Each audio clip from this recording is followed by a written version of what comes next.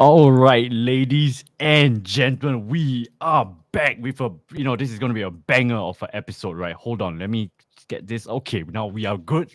Welcome everybody to a very special episode, right? And this has been an episode in the making for quite a while, quite a while. I think Eddie and I have been in the, talking about this, and then it's going back and forth. Sometimes I've got busy, and then Eddie's also busy, but finally we can get to this very special episode, and it's particularly very special because it's going to be tomorrow, right? The season is starting tomorrow, and what better way to talk about sailors, right? And right before the opening game, right? So with that, without further much to do, we started a bit late. We apologize because Eddie was rushing from his work and whatnot, and sometimes technical technical difficulties occur. But with that being said, welcome Eddie so much. Thank you so much for taking the time to do this special episode with me. How are you doing today, mate? Thanks for having me, man. Yeah, it's late at work, so I apologize that we started past 9:30. Yep. As professionals, we should do better, I guess. Yeah, it's all right. It's all right. We strive to do better, but sometimes it just can't be helped. Yeah, but glad that we could finally get this live. Actually, if you guys are following the goal difference page, I post Eddie and I were actually posted this for yesterday, but then because of some technical difficulty and I had work commitments, so now we have to postpone it to today. But it's all good. Now we are live, right? Thank you everyone for tuning. We have 17 people tuning in. You love to see that. Thank you very much, everybody. I'm sure you guys are. I'm sure you guys are really looking forward to hear from Eddie's point of view because Eddie, just a little bit of background. If you are new here, the goal difference, we are a bit more neutral. Please help us like, comment, subscribe.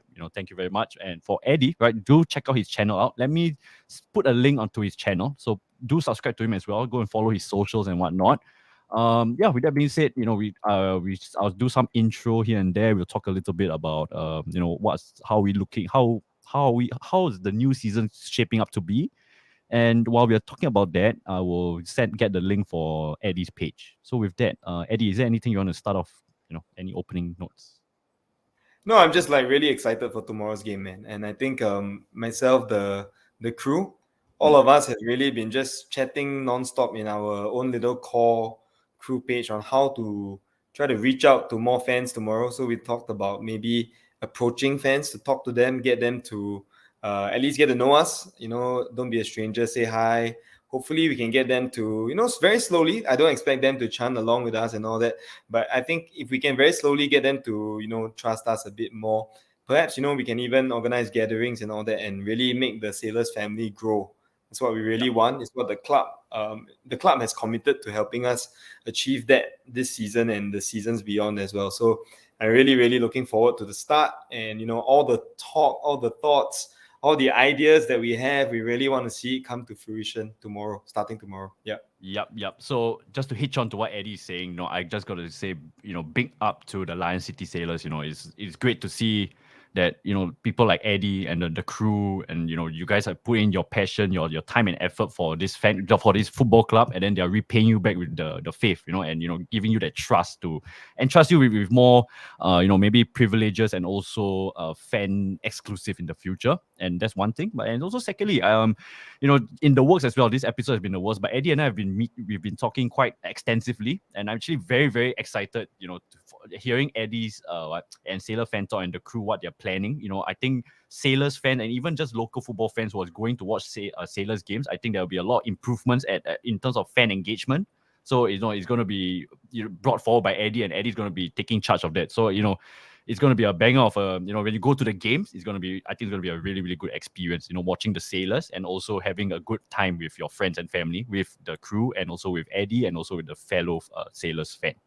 Yep. Yeah, so, I just want to jump in and clarify. Actually, it's mostly the crew. It's their ideas, their work, their hard work. I'm just the shameless guy who goes around shouting at people to come join us. So actually, you're too kind, mate. You're too kind. Okay, fair. Yeah, but like a mascot, yeah. But at the end of the day, really, I'm so proud of what it has become, because from Home United days where we're struggling to even have 6-7 people chanting, now we actually have some real solid numbers. Of course, nothing on the Hulls or Ultras Eagles yet, but we'll get there. I firmly believe we'll get there.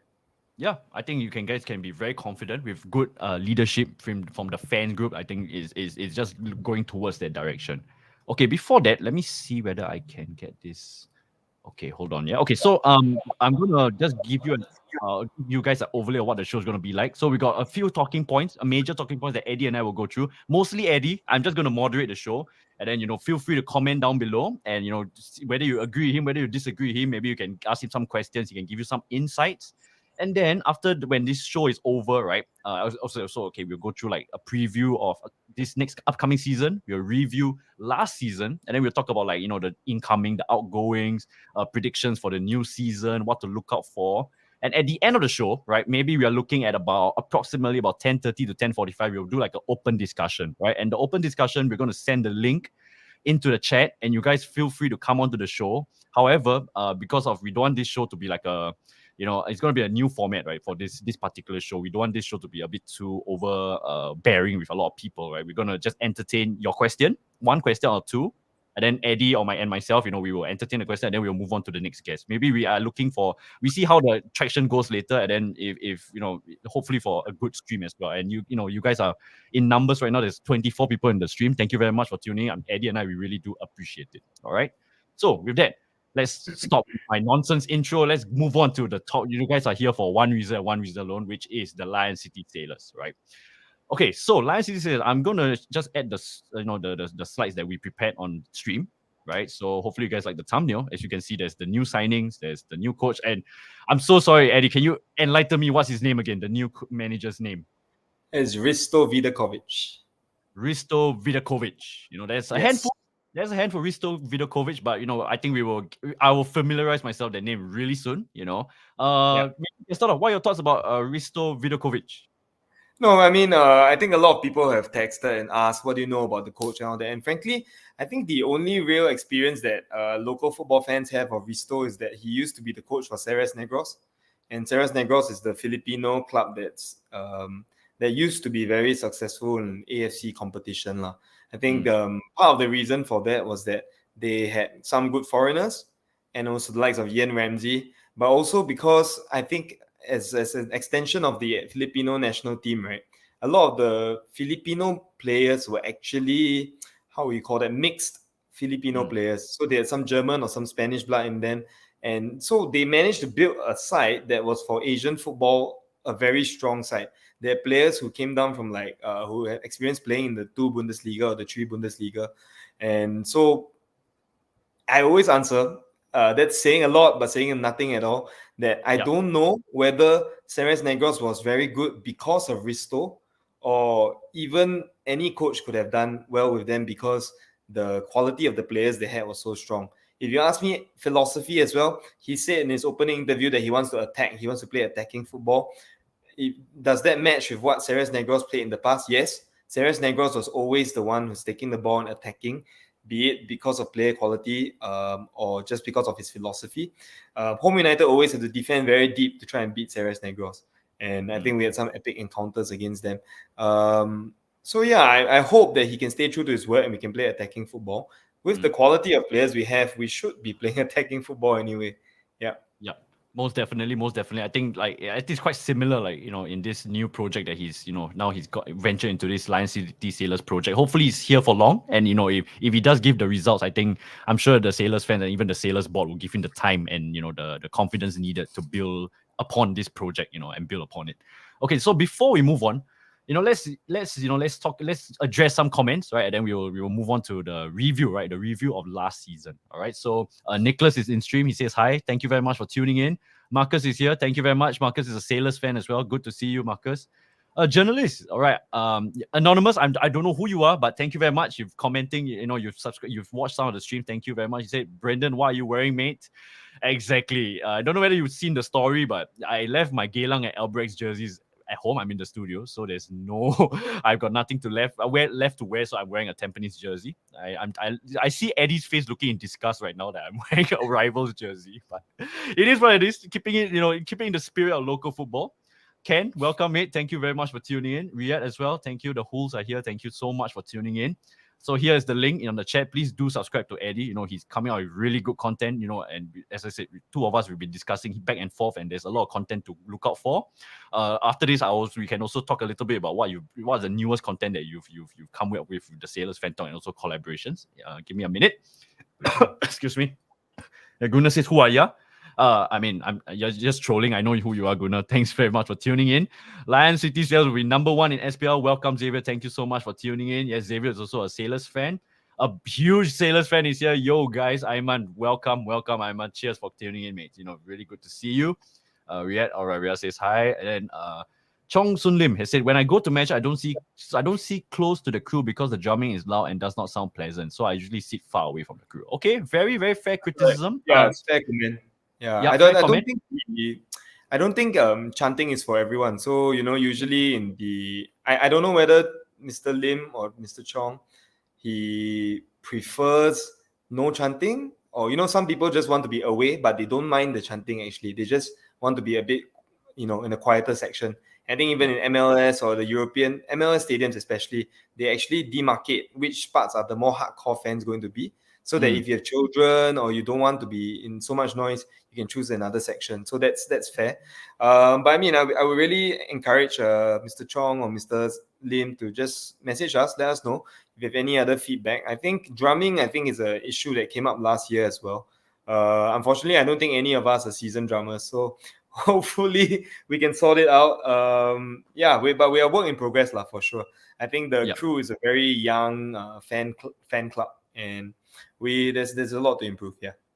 Fair criticism, and also very fair response. It's not sometimes in the football game everything is not going to be perfect. It's people's preferences will be different, right? So if you choose not to sit with because you don't like the drumming, feel free to sit maybe further away, like what you're saying, Mr. Chong. As long as it's in the stadium, man, I think that's the positive we take from this. Yeah. Yep.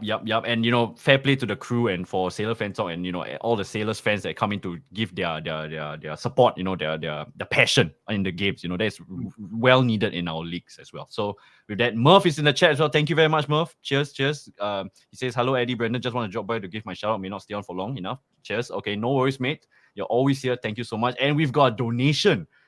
Thank you, Aiman. Thank you for donating. I really appreciate it, man. $2 for donation. She can send money to go differently. Cheers, mate. I'll see you if you're at the game tomorrow. I'll definitely catch you. Eddie and I will definitely see you. Traveling CEO is here as well. Hi, Brendan. Hi, Eddie. Thank you, mate, for tuning in. Okay, and I think, I think that's gonna be it for now. Let's move on. We're just gonna spend too much time here. Let's move on. All right, so let's move on to the first slide. Right. So the first slide. How optimistic are you about this upcoming season? Just a general question with the new signings, roughly. Then we'll go specifics. Yep. I'm optimistic. I think why I'm optimistic, some parts of it remain because of the previous signings we've made. Think about it, right? Maxim and Diego. You wouldn't find many people saying that Maxim and Diego are not the best foreigners in the league. They still are one of the best. And then with Maxim, I think the highest chances created, most assists as well last season. I think that's definitely going to be someone to continue looking forward to in the league. And then with the new additions as well, you have Kodai, you have Shawal Anwar. I think Kodai, the article we covered, right, on SailorFanTalk.com, he's the second top scorer from last season. He put in much more goals and he was much more clinical than Shin Wook. In fact, I think he was even more clinical statistically than Boris Kopitovic. So a lot to look forward to. Sailors, actually, interestingly, I think last year they created the most chances in the league if you go by the stats. And yet we didn't manage to win the title, right? There was a bit of an implosion and all that. So with a more clinical striker, I know you're hoping, of course, that this translates to more chances. A bit of guarded optimism, I guess, because like someone like Shadan Sulaiman, such a midfield maestro, he's sitting out, not sitting out, but he has gone to Hougang, right? And in comes either more game time for Hami Shahin, who is a very good passer, or Rushaidi Salimi, who is raw, youthful, energetic, wins a lot of tackles, concedes a lot of fouls, that kind of player. So completely different midfield profile. Can we control games like we do in the past? I'm not so sure. But at the same time, we have a more clinical presence up front. So all in all, optimistic. But the big caveat is we're going to have to depend on how good DPMN and how good Albirex is as well. And early evidence, Albirex look good, huh? Yeah, so Eddie and I sat together at the community shield with the Hougang fans, and Albirex.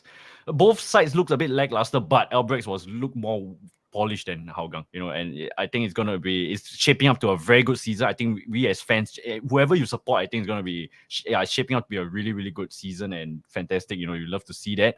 And yeah, I think very well put, Eddie. I think I just want to say just a little on my end for my counterpoints, right? You're absolutely right. I think you guys treated the most chances, but I think it was a bit inflated because of we can go through some of the score lines and whatnot. There were a bit of a lot of blowouts, so. I think when like what you rightly mentioned, when it came crucial to the crucial point when you guys needed a goal or two to win the game or get the result, that was when it couldn't capitalize. So like your point, maybe with Kodai, with Shawa Anwar coming in on board, I think that could be it could be looking good that with Lestian and Lopez delivering the good balls in, that Kodai and Shawa Anwar can finish those chances, and it looks good. And we will go into more specifics later about the players, right? So thank you very much for your input, Eddie. Now we move on to our next slide, which is okay. So this is going to be a blend of the two slides. So just to go back one more time, right? This is the home kit for 2023 season, right? And then this is the away kit, right? And what are your thoughts about this? Let us know in the comments down below. What are your thoughts about this new Lion City Sailors jersey? I think that they are both really, really nice. I dig the away one. Eddie, your thoughts? I mean, obviously, I have to buy all of them, but I have to buy all of them, but I don't. I'm not a big fan of the white one actually. I Okay. don't. Yeah, I don't like the white one. The material is a bit different from last year, so maybe that's a plus point, I guess. The blue one, the material is the same as last year. The patterns are really nice though, and I like the mesh at the side, which you can't really see from here. But the white part, there's a bit of mesh. And I think that might actually help make it a bit cooler and also looks a bit of contrast lah. But yeah, I like the shirts a lot. I especially like the purple goalkeeper kit, which I don't think we see here. Yeah, here you go. Yeah, this one, yes. Zafan, so that one is the template Puma goalkeeper kit. So actually, you have it on Melbourne City and also like Manchester City. But yeah, I really like it. I'll probably buy that one actually. There's a nice chevron thingy in the middle. So yeah, I'm buying fantastic. 3 shirts. Yeah. As a hardcore fan, you have to do what you have to do. Yeah, you great to see that. But I personally, when I saw it live at the fan zone at community, actually I do dig the home one. I was with you. I didn't really like it at first, but I think with the contrast in the design, I think it stands out a bit more. It's growing on me. But the away kit, it's absolutely fantastic. You can't really see on detail in this live stream, but I implore you to go to the Instagram pages and their website, the Sailors website, and do check out the jerseys. It's really, really nice. Yeah. So I think I'll be getting the jerseys as well as I would say a neutral. I'm kind of a neutral, Yeah. All right. So thanks for everyone commenting. So, Unboxing Studio says that he liked the away kit as well. It's nice. Xavier says home kit is nicer, but both is very nice. Thank you very much. And then, welcome, Hen Chuan. He said apparently the material tag is different from last year, which is what Eddie just pointed out. Yeah, it's different material. Yes. Yeah. So the blue one is same, but the white one is very different. White one feels like your normal dry fit kind of material lah. Yep. Or rather, it's not exactly the same, but it feels thin like last year. Yeah. There you go. So there's some comments that is addressing and rightly addresses. So great conversations that were going on here. So yeah, I think that both of us have agreed that maybe the home is still a bit on the iffy side. Like it looks nice to some, doesn't really look nice to others. But the away, I think we can all agree is really, really nice. I think this is a very, very nice kit. I really do dig it. Okay, so that's now for the 2023 season jerseys for Lion City Sailors. Let's move on. All right, so let's move on to the implosions, right? Let's talk about the 2022 season review, right? We're going to talk, I think, 3 main topics here for the review, right? And then specifically, we can go and get into specifics for this 2022 season. So let's see whether we can, let's see, let me see if I can put it up. All right, so let's go on to our first topic, right? This is going to be quite, I don't know whether it's going to be long, but I'm sure maybe you guys are very interested to hear about this stuff. Maybe not. It also depends on how much we know about this situation as well. But it's Kim Do Hoon, right? Kim Do Hoon, he left the Sailors in August last year, if I'm not wrong, right? And then they were still top of the league. Am I right for saying that, Eddie? Yeah, they were definitely top of the league, yeah. Yeah, they were top of the league, and then there was some scuffle in between the season, which we can get into detail, and then he was sacked by the Sailors board, or he resigned. Which one am I getting? One of those mutual termination things. All right, mutual termination between the two parties. And then, and then there's, we are not too certain whether it was all him, but that's when the implosion started to happen, when Sailors started to lose a bit of their momentum, and then Albrechts picked them at the end. So, let's talk about Kim Do Hoon. Eddie, what are your thoughts about Kim Do Hoon's impact with the Sailors in his whole career at the Sailors, and also do you think that his departure played a huge part to Sailors kind of imploding last year? I think he played a huge part. So of like the implosion. I mean, Luka Lalic came in after that, right? So the fact that the results dropped off so drastically after that, I think it's quite clear that Luka probably got something wrong and Kim Do Hoon probably got something right, lah. Okay, Kim Do Hoon, I think what was magnificent was that he managed to manage the player load so well, such that when Tampines came back from the Champions League, right, it was very poor thing. They looked so tired and everything because their squad was small, right? Of course, the Sailor squad is a bit bigger, but yet, I think that some kind of credit has to be given to Kim Do Hoon. There were some decisions to rest certain players early on in games and totally drop some of the key stars from the starting lineup that people couldn't really understand in the start of the season. But I guess it really was to preserve the legs. And when Kim Do Hoon was sacked, we were top, and then after that, we started playing this more attacking brand of football, and I put really inverted commas because we really opened up. We scored 9 goals against Hougang United, and I mean, even though it's Hougang, 9 goals is still a lot, lah. And then, but Hougang scored 4, and that is, I guess that's a sign, lah, right? That was a sign already, but we didn't heed it, lah. So it's 9-4. Everyone was happy. Shin Wook saluted the fans. The fans saluted him back and everything. We thought, I thought I would have to eat my words, like maybe, this guy knows something about this Luka Lalic guy might actually come good and seal us the title. But I think it became clear that when you play such gung-ho football, right, where you're just like lumping the ball down the wing and going down the left wing, the right wing, after a while, teams can adapt. And guess what? Our leakiness at the back started to show big time. Big time. And if you ask me, and I'm being completely honest about this without obviously any evidence to show for this, Kim Do Hoon sacking, I don't really believe and I don't really buy that it's because of the disciplinary issues.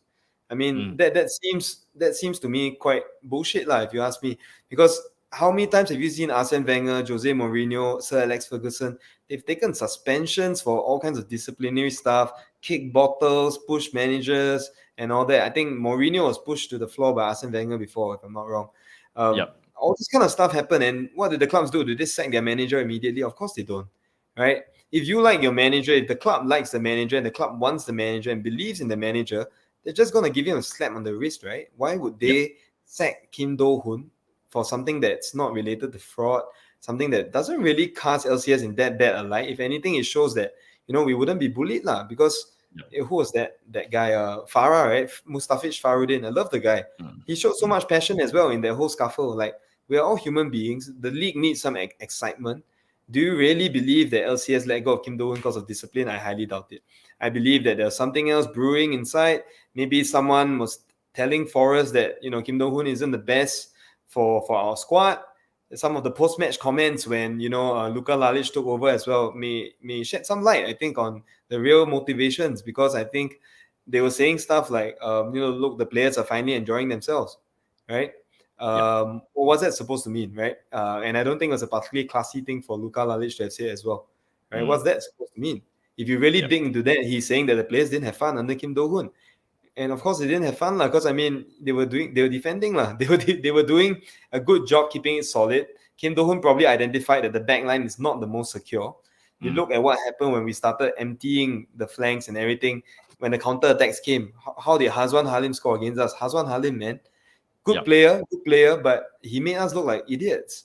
So these are, and I think Joseph, fellow Sailor Fan Talk guy, Joseph said it very well in one of his rants. Post-match. Yeah, the post-match rants, right? He said, these are national team players, what's going on?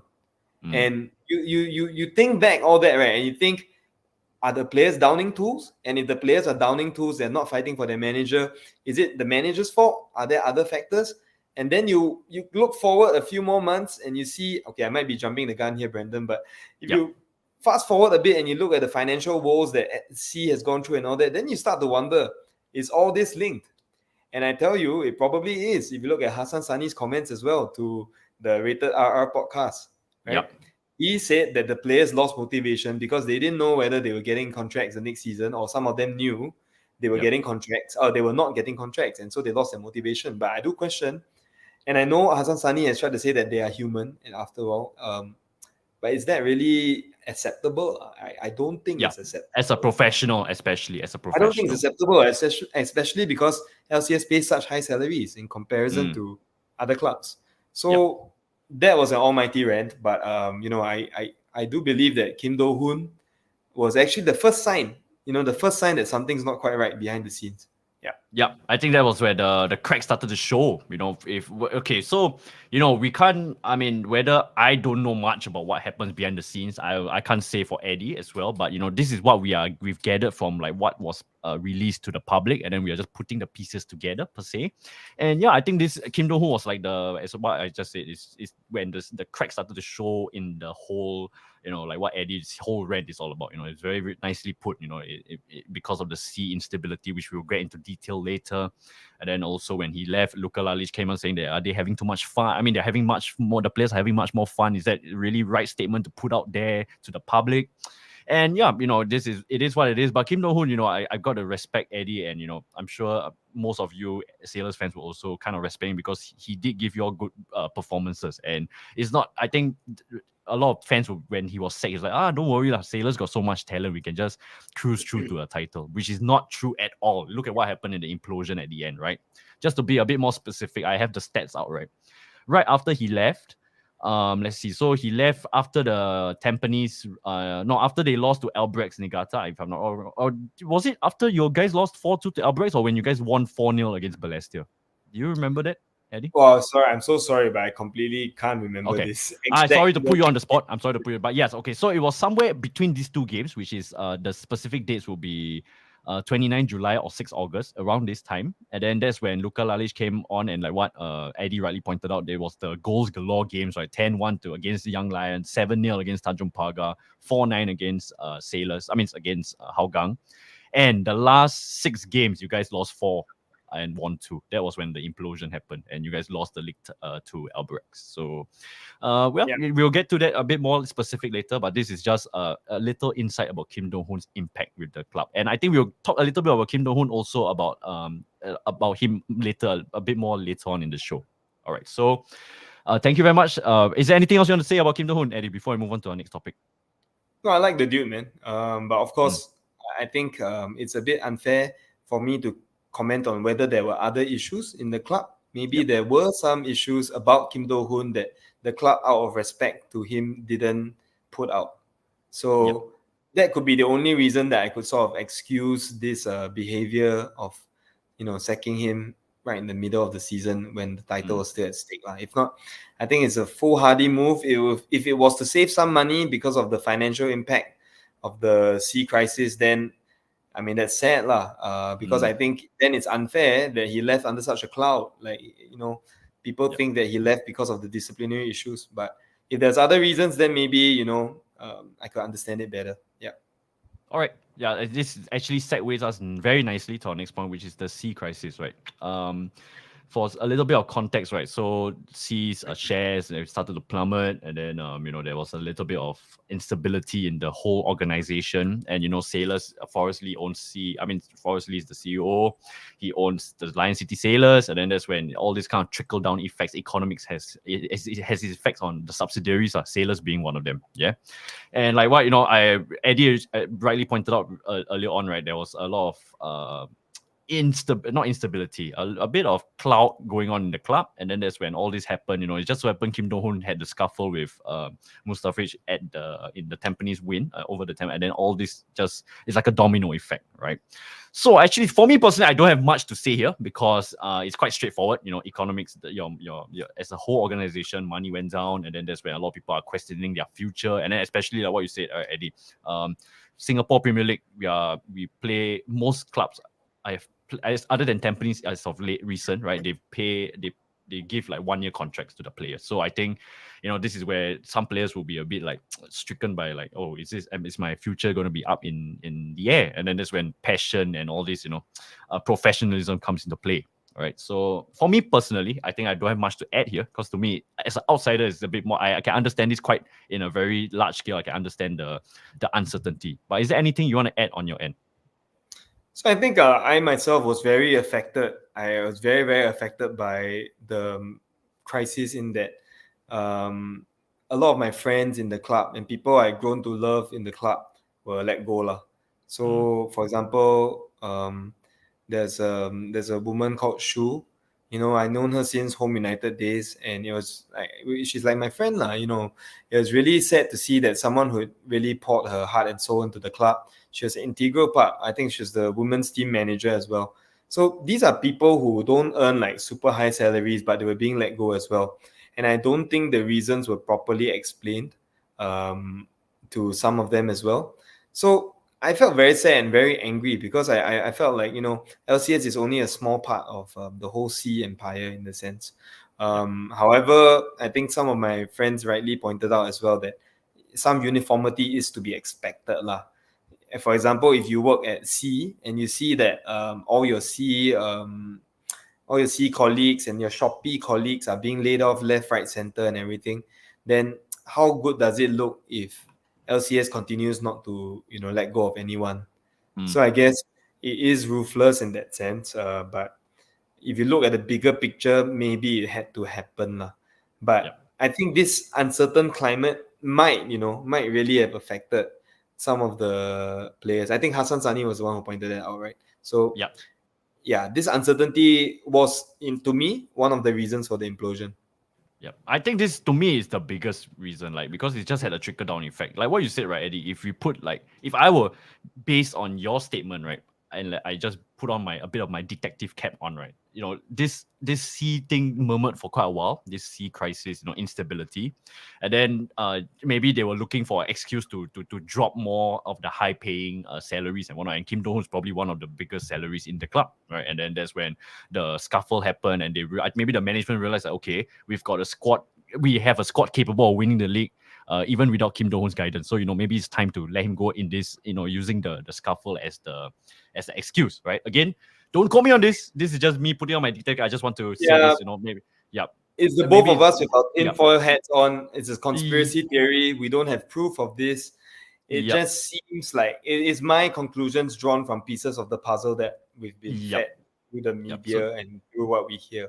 Correct. So this is just us, you know, putting on the thinking caps. You know, it's nothing in concrete. You know, we are just being Sherlock Holmes, just trying to act like, you know, we know like more than we do, lah. But you know, it's just putting the pieces together. But I think the biggest glue that adds a lot of weight to this assumption is Hassan Sani's podcast, like with Rita R. I think when he came out addressing some of the comments, and you know, he was very professional about it, but it was really, he was a bit negative on the Sailor side, which is kind of like it confirmed the suspicion of like what's happening behind the club last year. And you know, now that he's left to Albirex, I think he's kind of resetting the culture. I think it's a new you know, it's quite funny, even though there's a lot of stalwarts from the Sailors from before, but it seems like a new chapter rising in the Sailors history books. What do you think?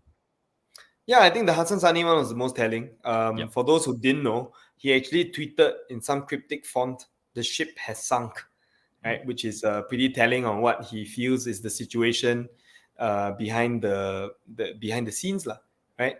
And on top of that, you look at his interview, and while I think he was professional enough not to be super negative or to like name and shame or blame anybody, don't forget that interview he was still under contract to LCS. So for someone to actually hint at trouble behind the scenes, at unhappiness, at teammates who probably couldn't put their best foot forward, despite him being under contract, right? I think it says a lot lah. He was already not saying a lot of things, but he was clearly unhappy, and you know, using that as one of the reasons for the players not to perform. I don't buy it, and I still don't condone it.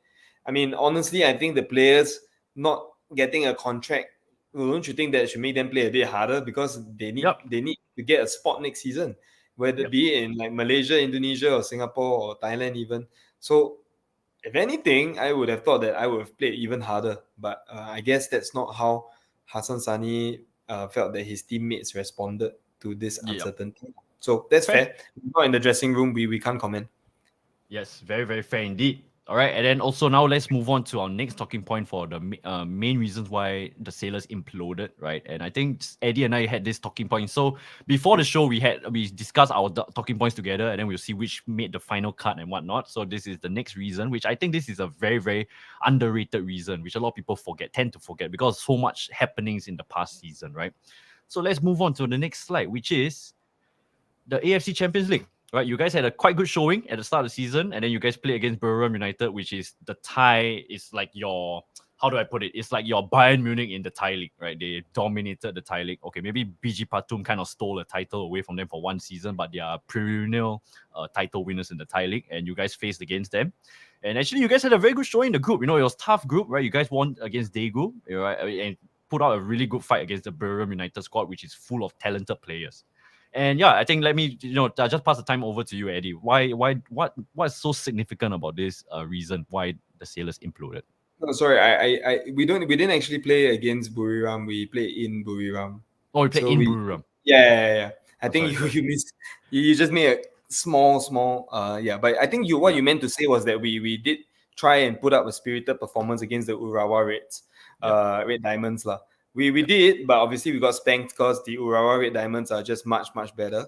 Against Daegu, it was much closer. I think we beat them 3-0, and then in that infamous rain-soaked game at the Buriram Stadium, we lost 2-1 late on, I think. So that was sad. We did well, and although I think I said that the club, I think the sports physios and everyone took quite good care of the players in that they were not like overly tired the way Tampines was when they came back. I think you could see that at the end of the season, right, there were crucial suspensions and injuries in like key games. Yeah. Against Tampines, for example, we had injured players. I don't think we had Pedro Henrique. Yeah. And I can't remember now, but every game we were missing someone. It was really quite difficult to build some rhythm. And at the end of the day, I think a lot of defensive errors cost us very dear in the run-in. And you're left thinking, right, could Pedro Henrique's presence have helped us? Impacted was he injured because we just played too many games? Like Pedro had played so many games already by then. Yep. I do apologize for my mishap. I really do, because there's a stat I overlooked. Yeah, it was against the Urawa Red Diamonds, and you guys have rightly pointed out that they used the stadium in Buriram United. They used Buriram United Stadium. I'm a fraud. As you can see on live, I'm a fraud. I'm sorry for that mishap on my end. Anyways, so I think this was a very good point, because this point caught me off guard when we were sharing our talking points together. Like, actually, I've totally forgot that, like, you guys had a really good spirited performance in the start of the season, which maybe played a part at the tail end, because especially the AFC Champions League, I would reckon that this is my opinion, Song Yi-Yong was like one of your top performers in the Champions League. And then, at the tail end of last season, he was injured. So it's, it's like kind of like. Yeah. He kept getting injured. I think coming back, poor guy, he really, like, I think the key thing about being a home United and LCS fan is that there's one thing that's always very we're very used to, which is that the team will slump when Song is out injured. Because Song is just that kind of character who really, I think, brings the fight for us on the pitch. Even if he doesn't score, he doesn't assist, but he's there, he's in our opponent's faces, he makes the fans louder, we cheer because of the energy he transmits. So Song is just what a player, man. Like, we'll miss him. Yeah. We'll talk more specific about his impact leaving, right? But I just got to say that if you guys didn't know, please do check out Sailors Fan Talk's YouTube channel, because he did talk about Song Yi-Yong. He did a tribute for the best goals from Home United and Lion City Sailors for Song Yi-Yong, and that cracker of a goal against Daegu was fantastic, man. I think it was the 5th goal in your template. I think, what a screamer, man. That was a really great goal. Ridiculous selection of goals. I mean, just go check it out. But that selection of goals, right, had a header, left foot volley, right foot volley, dribble past the defense before a right-footed finish, and if I'm not wrong, another right foot volley. So it's just this insane collection of goals. Yeah. Yep. And I just send the link on the chat, so you guys go please after this, or maybe now you can go check it out first, and then you can return back. Please go ahead. That was a really good tribute video by Sailor Fan Talk, Eddie, fantastic, by your team and you. Okay, so now let's move on to I think that is like the three biggest reasons why we think that we think that was like the main reasons why the team imploded lah. Yeah, and I think this is the biggest reason, the AFC Champions League, because like what we rightly pointed out, at the start of the season, you guys were really fighting hard and tooth and nail. I think Kim Do Hoon gave that kind of discipline that you guys gave that spirited performance. And then after that, at the tail end, when all these shenanigans were going on, and that's when it started to tail off a bit, and injuries played off to a lot of crucial players. And then also with I mean Kim Shin Wook, we'll get to that also as well, right? What is his impact, right, in the team? Do you guys feel like he's a flop? Do you guys think that he did reasonably well? We'll talk about that in a short while. All right. So anything else before we move on to? I think you know what, we're going to move on to Kim Shin Wook next. So anything before you want to move on to Kim Shin? Yeah. So one last thing, I think you're talking about the Champions League. You're talking about tiredness of the players getting injured and all that. This one is unverified. I must once again state it's unverified. But there were rumors that, when we spoke to parents of some of the players, right? Because on the sites of the games, we speak to the parents of the players. They did mention that some of the players are so tired because when Luka took over, apparently there was a shift in the mindset. I don't know whether it's the fitness coaching team, or it's Luka or somebody else, but they were made to do extra fitness coaching, fitness training in the middle of the season. That's pretty unheard of, if I'm not wrong. I mean, no one does that in the middle of the season, but they did it, I guess, I don't know, because they felt the players weren't fit enough. But I don't know, they're clearly fit enough to be winning games and be top of the league. Why the sudden need to do that as you say, in a season that has already been lengthened because of the AFC Champions League, which our opponents did not have to play, right? In a hot Buriram weather. So I don't know. Unverified once again, but if it's true, then I think that's really sad. Yeah, it's very sad indeed. I think maybe a new manager trying to like impose his tactics onto the team, onto it's not only managers, it's just anywhere in the world when a new head goes into an organization. Maybe they want to. Common sense, though, you should do it gradually and maybe use the off season. Do it not like when you're on the verge of winning the title, you go and make all these changes. I mean, it doesn't make sense. Yeah, fair enough. All right, so before we move on to Kim Shin Wook, I just want to say thank you everyone for still tuning in. You guys, it's about 30 of you guys still here, if I'm not wrong. My analytics sometimes a bit fraudulent, but yeah, I fraudulent like myself, that thinking that you guys play against Buriram United. I'm sorry about that. That was really a mishap on my end. Anyways, thank you very much. Do help, like, comment, subscribe on the stream. Feel free to join up in the chat. You guys can feel free. Okay, so in this chat, we will address some of the comments here and there, but still stay tuned, because we're going to do an open discussion at the end. So we'll send the link. You guys can just come on the show for a while. You can talk to Eddie and myself, give some thoughts about the sailors, ask a question or two, and then we'll move on to like a panel of guests coming onto the show, right? So thank you very much. And with that, let's move on to a topic point that a lot of people will be quite, I would say, a bit controversial, right? Kim Shin Wook, right? I think this is going to be, we are going to play devil's advocate per se. I think so. But what are your thoughts about Kim Shin Wook's time at Lion City Sailors, Eddie? I think this is something that I disagree with a lot of my fellow fans. I actually quite liked him. What I think the Sailors probably didn't consider is on-pitch versus off-pitch impact. I think, and I can't confirm this, but I think Kim Do Hoon probably wanted a lieutenant on the pitch. So if Kim Do Hoon is the commanding officer, then Kim Shin Wook is his lieutenant on the pitch. It's sort of like a second coach on the pitch to set the standards in training and on the pitch. But setting the standards, right, really meaning like in terms of how he plays as well. And I don't think that part was really delivered by Kim. I think if you look at how clinical he was and the number of chances he was presented with, you can't say that he reached the standards of Boris and Kodai, right?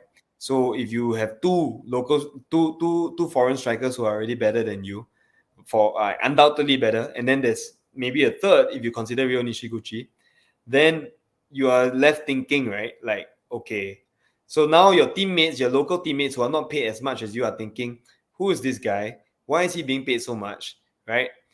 What's he doing? Look, he's missed again. And I think this has an impact. So when the wage disparity is so high, I was speaking to a footballer as well from Balestier Khalsa. He asked that he not be named. but he told me that sometimes when the wage disparity is so high, it is natural, it is very human for the lowly paid player to go, why is that guy being paid so much? Fair. Right? Yep. So I think this is common workplace, work, not even football, yeah. just workplace,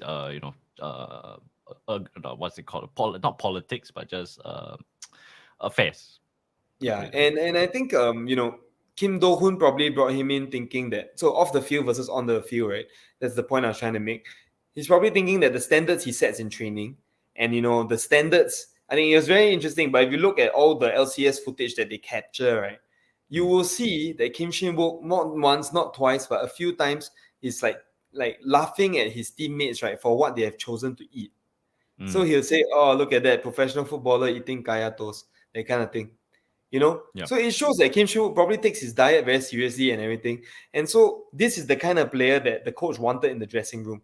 Unfortunately, he probably needed a few more goals to get the fans on side and to get his teammates on side as well. I think Fair. at the end of the day, it did not look like they enjoyed playing with him and each Yes. other. I think And that the was very style, apparent. yeah, so not just stylistic, Brandon. I have a feeling that the vibe was a bit off, right? Yep. So stylistically, I think you have made this point many times, even when you speak with Joshua. And the point is that why is the Sailors playing this kind of like high-paced attacking football and everything, and then you have a bit of a lumbering forward in front? It doesn't really make sense, Yep. right? And I think the supporters got a bit frustrated when he's big and tall and he's supposed to win headers. But when the goal kick comes and he's supposed to flick it on or something, sometimes the opposing centre back wins it off him. And Yep. then people start thinking like, wait a minute, if he's not putting away all these chances, right, and he's like what do you call that? And he's not helping with the build-up play, then actually what is he doing? Yep. I don't really blame supporters who feel that way. I still like him because I always like people who are very professional.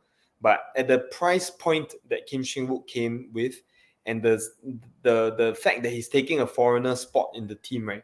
I think it's not unfair to say that we should expect better, lah. Yeah, I think that's very fair. I don't have to say much anymore. I think as a fan, as a neutral fan watching, you've rightly pointed out that I just felt like there's a lot. It looked really apparent that they weren't comfortable playing with Kim Shi-woo up front. But I do respect. I think he still scored a lot of goals. And for them, it's still it's not like he didn't score any goals for them. He scored a high number of goals for them, highest scorer for them, right? And then to me personally, I just want to say that Song and him just couldn't get the chemistry right between each other. But that's just me personally. I think that they play way better without one of them on the field. But with two of them on the field, that's when, like what Eddie pointed out, I've said it with Josh in the many times on the stream, like the play on when Song is on is more direct, is more fast paced, and then Kim Shi-woo kind of is acting like a bit of a fun, is not really a good fit. And then when Song is not playing, when Shadan and anchors a bit of at the back, and then when the high ball started, Lestian comes on from the flank, I see Kim Shi-woo's impact more apparent on the field. But all the best to him. He's in Kichi right now, Hong Kong, right? And I think that's it's good for both parties to finally move on to this chapter in both careers, his career and also the team. Okay, so now we move on to let's talk about the season preview. Yeah, we spent pretty much a lot of time on the review, which I hope you guys enjoy. Right? I know it's titled as like the review for next year, but the preview is also very important.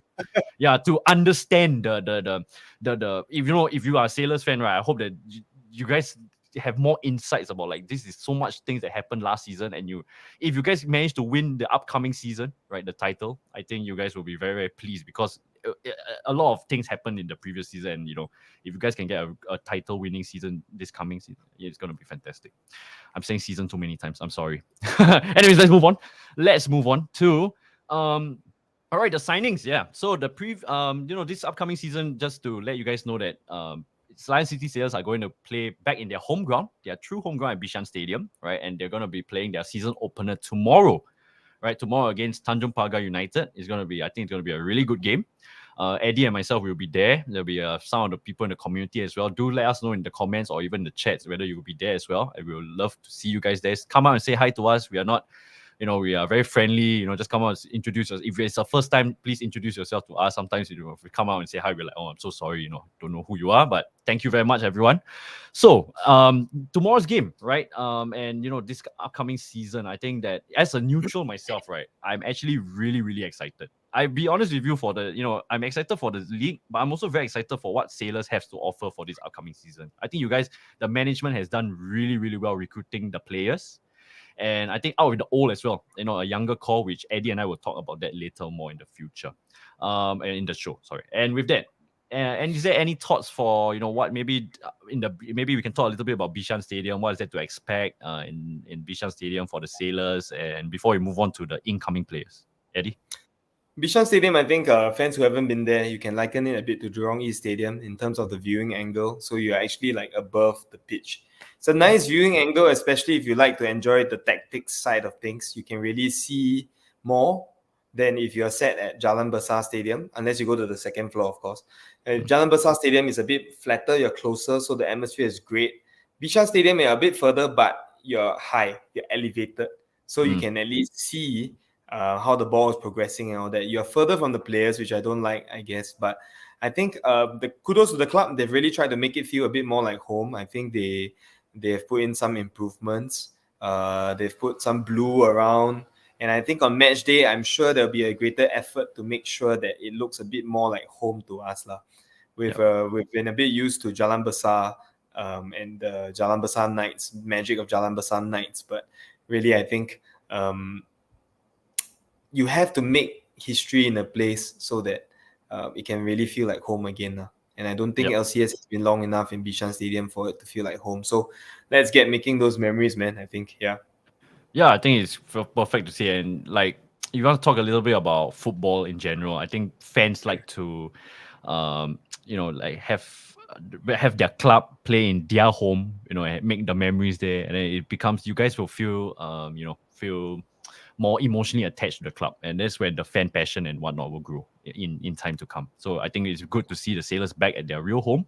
Jalan Besar was actually a great stadium for you guys anyways as well, but I think Bisham is going to be fantastic. Tomorrow, I'm really looking forward to the atmosphere tomorrow. I think it's going to be really, really awesome.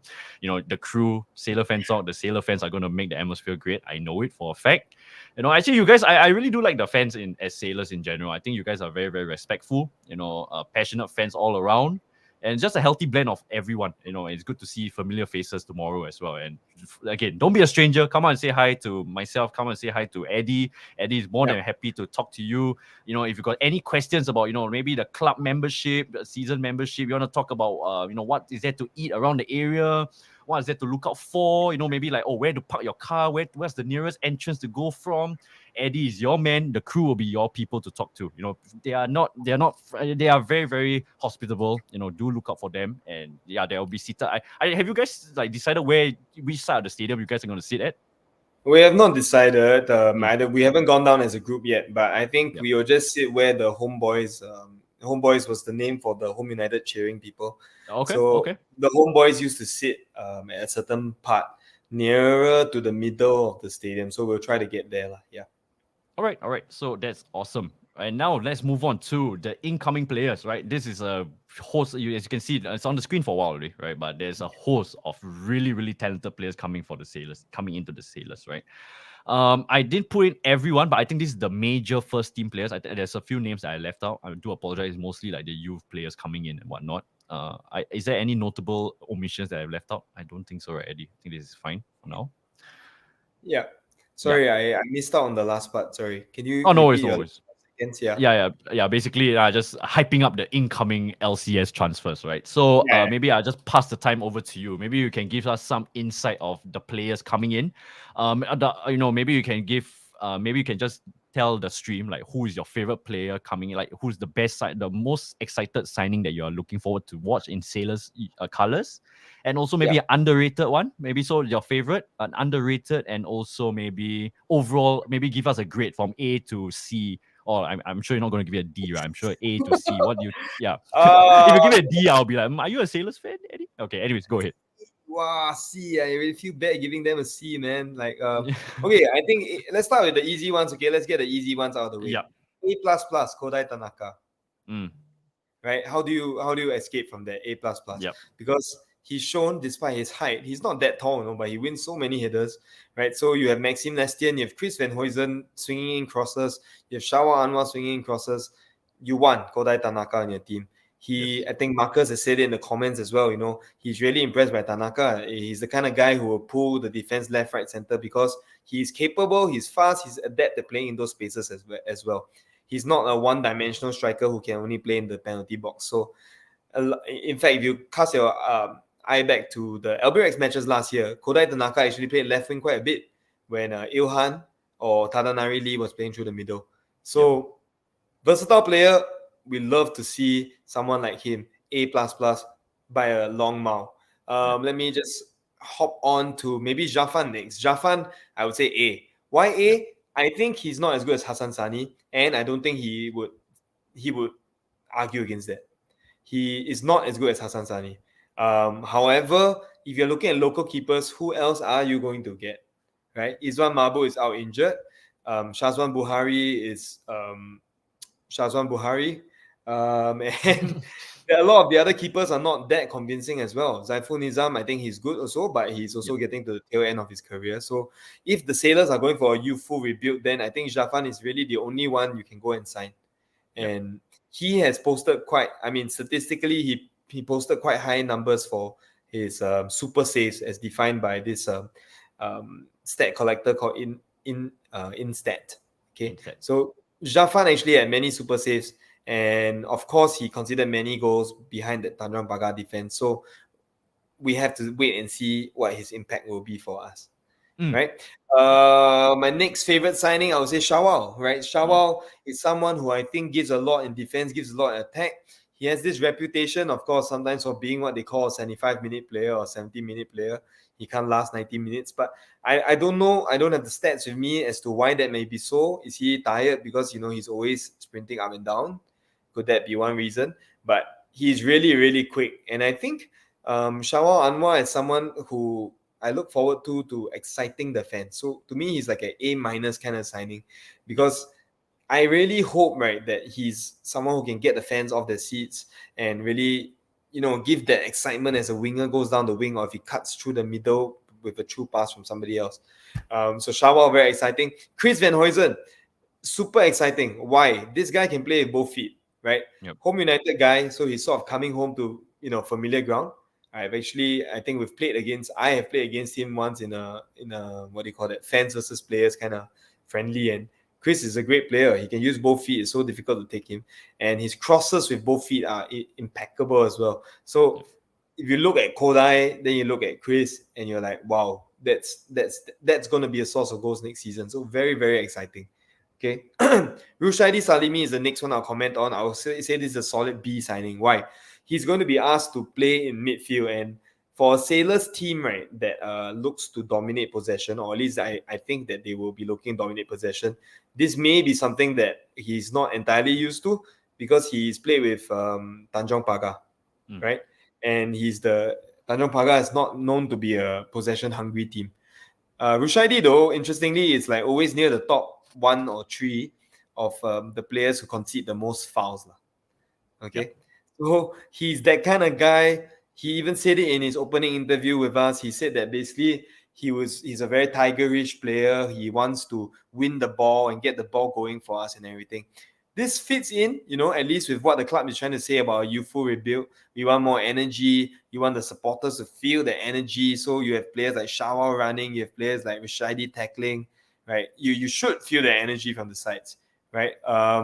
Really looking at Rushaidi, and in case people think I'm describing Rushaidi to be someone like a Lee Catamore kind of guy who can't really play with the ball, just tackle and foul people and kick people, that's not it as well. Rushaidi, actually, interestingly, right, I went to take a look at some of his personal highlights from games. I looked at many games from last season in Tanjong Pagar. He actually takes a decent number of set pieces as well, yeah. So he is you wouldn't say he has limited technique. He's not at all. It's just that obviously in LCS probably he won't be taking set pieces, but hopefully you'll still see some of that passing range that he has quite a bit of actually. Next 2 signings on the board here, you have Lionel Tan, you have Razak. Let's go with Abdul Razak first. Abdul Razak, I think his claim to fame in my books at least, he scored against LCS last season, Yeah, right? It was a goal that I think took Izwan, or was it Hassan? Izwan by is one, surprise. is one. Yeah, Izwan. He did trouble us a bit last season, right? That's all I can say about him. I don't profess to know a lot about him. His Yep. goal record is about 1 in 4 or 5 games, but that's not surprising considering he plays for Young Lions. So it remains to be seen. I give him like a B minus, maybe. It remains to be seen what impact he has. Yep. To be truthful, he's probably just standing in for Amiruddin Ashraf, who I think has suffered a bad injury. Lah. So you do need backup to Kodai Tanaka, and I think Abdul Razak is our backup. Yeah. Yep. Last but not least, Lionel Tan.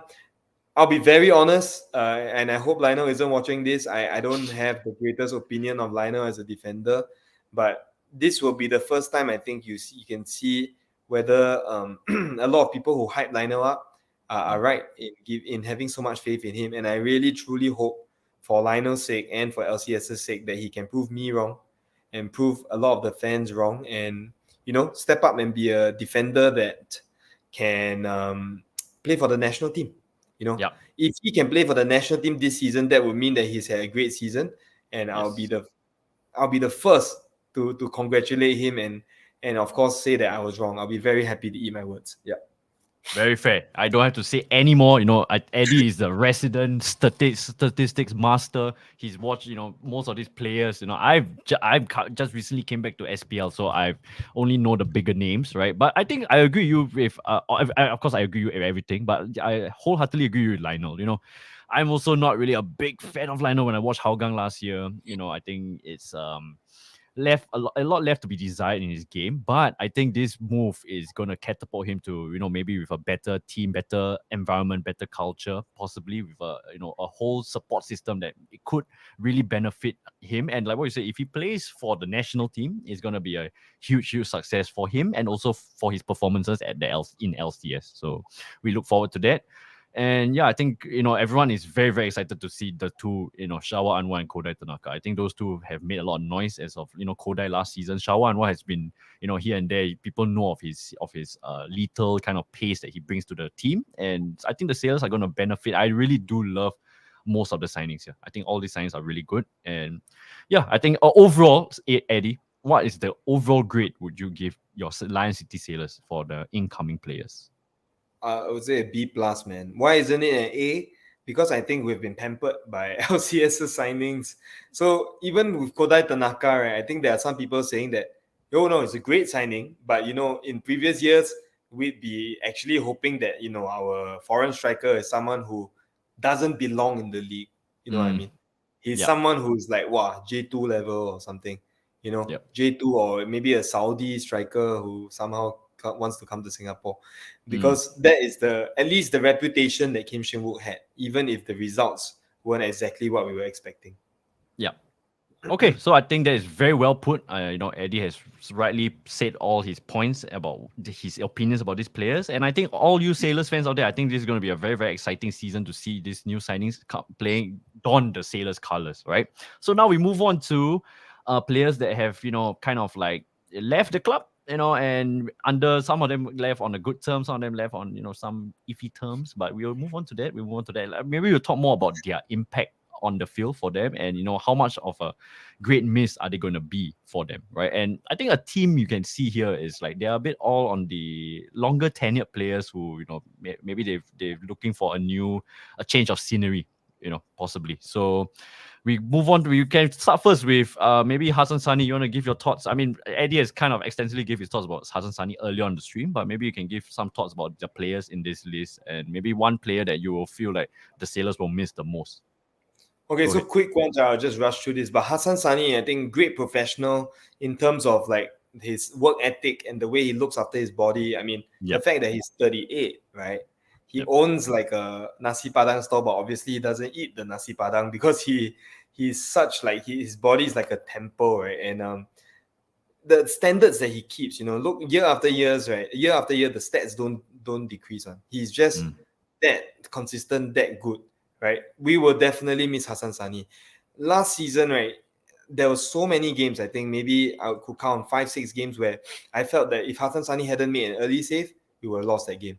Mm. Hassan Sani like pulled out many super saves, and I think this year without him, we got to be a bit patient with Jafan. Jafan's a younger keeper, as you know, keepers mature like wine. So let's give Jafan a bit a bit of a longer leash, and we try to be patient with him lah. Just going through down there, Kim Shin Wook said because of once again the professionalism. I think the club needs professionalism and a work ethic as well. But I think his on the field product, he himself, I think, might not be that impressed with his on the field product lah. Just playing devil's advocate with myself, which sounds a bit stupid, but I'm gonna do it anyway. Kim Shin Wook, right? If you look at his goal tally, right, and his goals per game ratio across his career, right, his stint in the SPL is actually his most productive by far. So I wonder if Kim Shin Wook is actually a victim of mismatched expectations also lah. Maybe we expected him to be this supreme goal scorer, which if you think about it deeply, right, suggests what you think about the quality of our league lah. You think it's shit lah. Which, I mean, you can't really run too far away from that. But maybe it's not that shit because he didn't score that many goals. Yeah, so make of that what you will. I think he will not be the saddest departure, especially because he's replaced by Kodai. I think that in my books is a massive upgrade, and I wrote that in my article as well. It's massive upgrade. Check it out. Check out the stats. I don't think you can argue the stats. Goals per game, Kim Shin Wook at 0.63 goals per game, right? Kodai had like 1.15. That's almost double.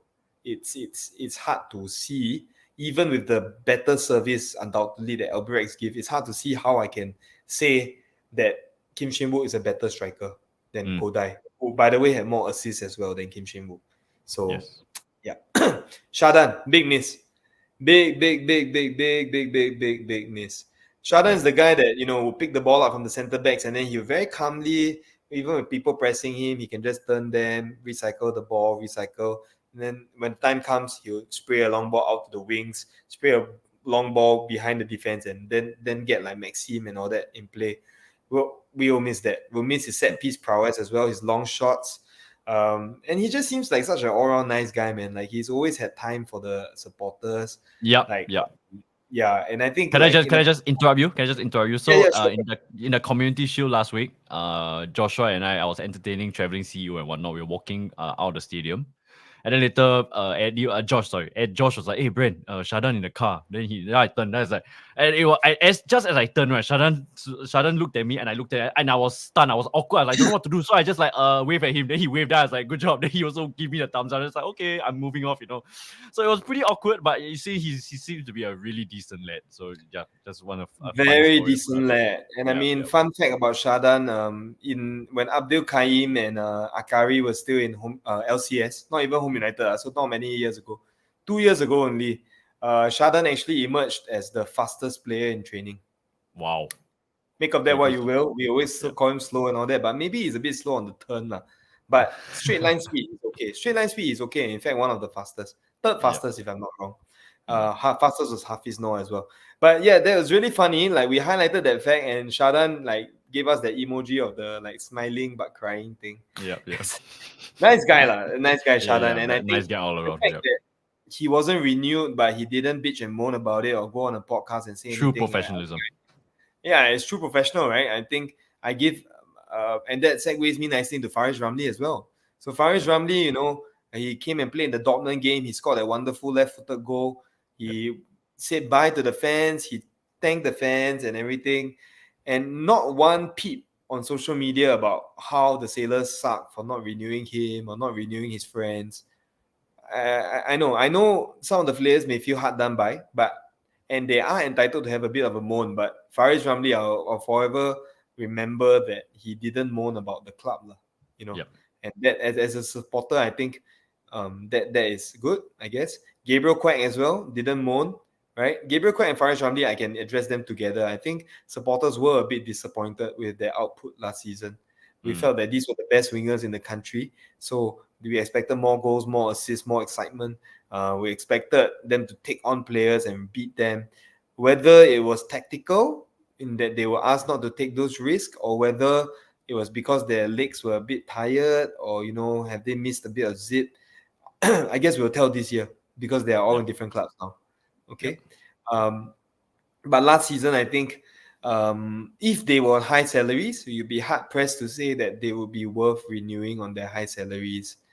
And so I'm sad for them to leave, but I think that opens up more opportunities Yes. to the rest of the players in the squad now lah. Yeah.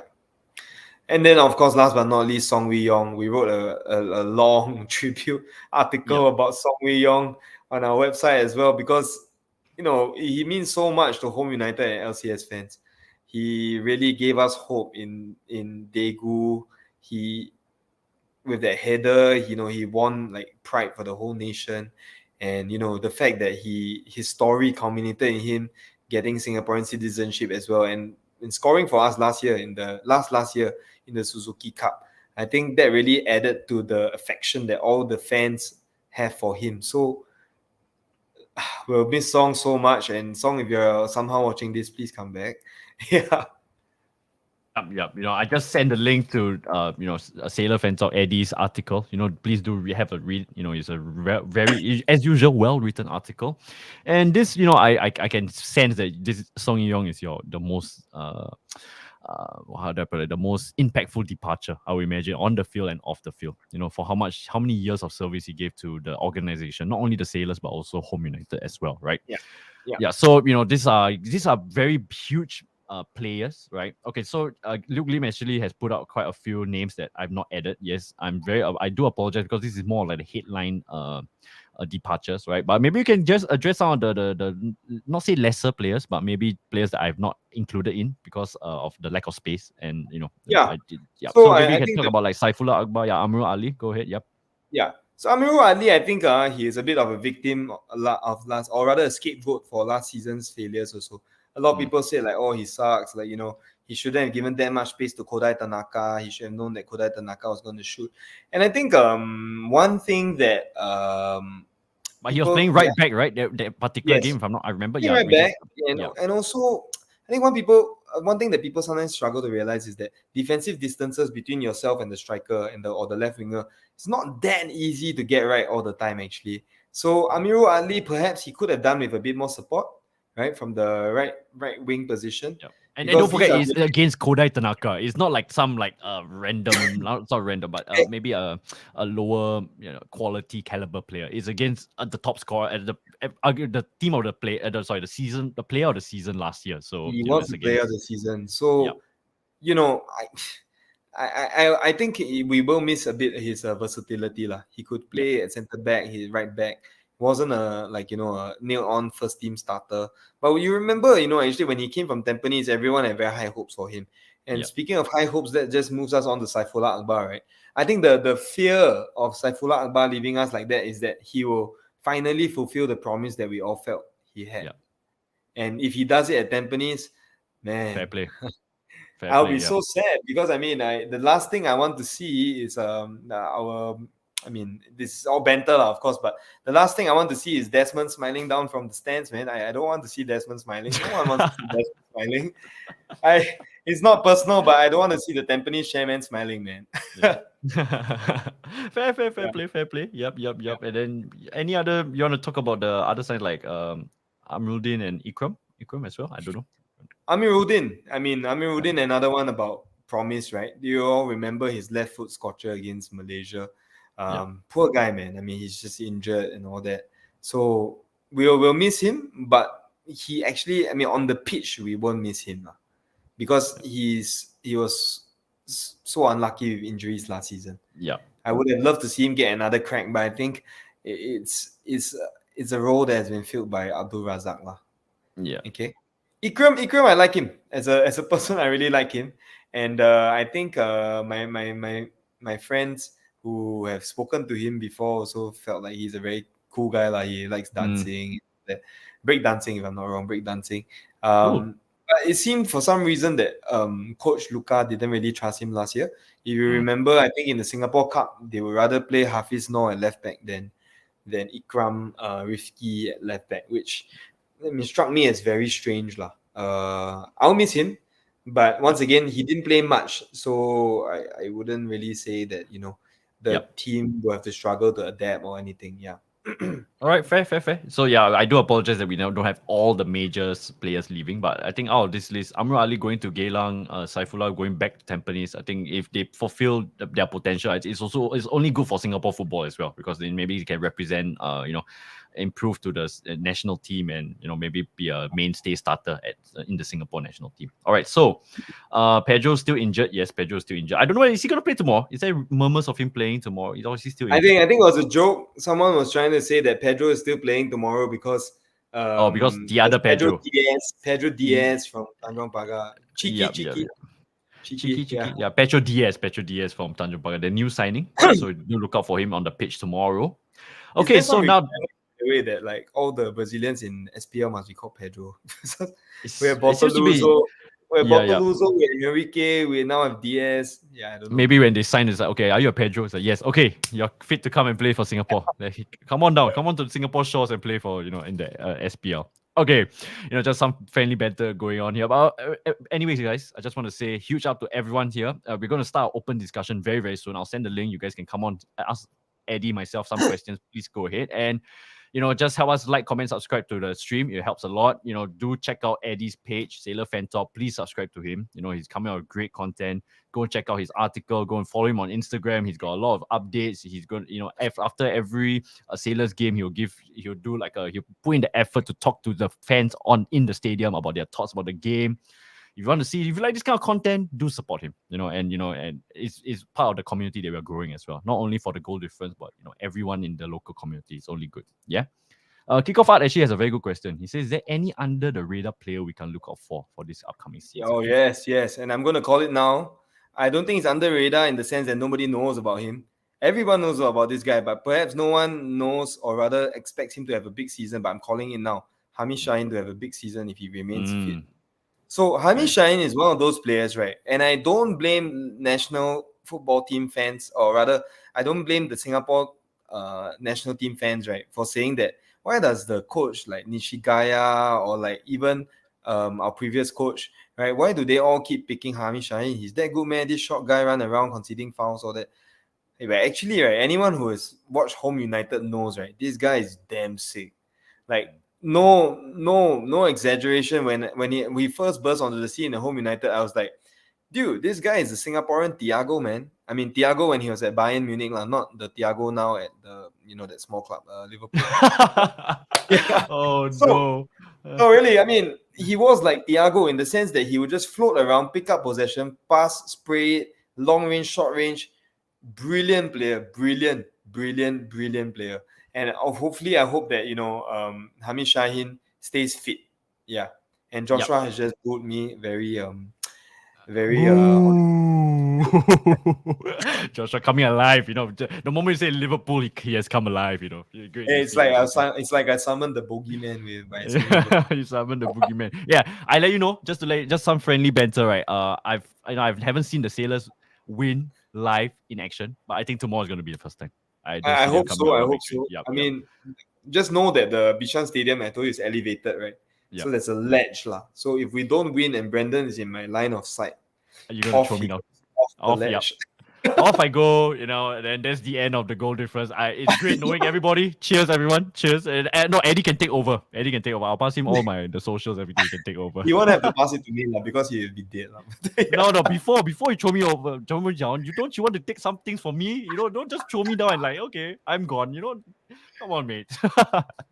All right. So yeah, thanks for the great question, Kiko. I do want to say thank you everyone for engaging in this stream. I just sorry for not engaging too much because we want to move on to the open discussion. So if you have any pressing thoughts or questions, please come on the stream later and then we will address it, live. It's better. Everyone can hear it live. Can I say something? I want to say, right, that sometimes these things, right, can be a bit of like an echo chamber. And I think that's very well pointed out in one of the chats earlier this morning in the goal difference chat, I think. Or was it the final whistle chat?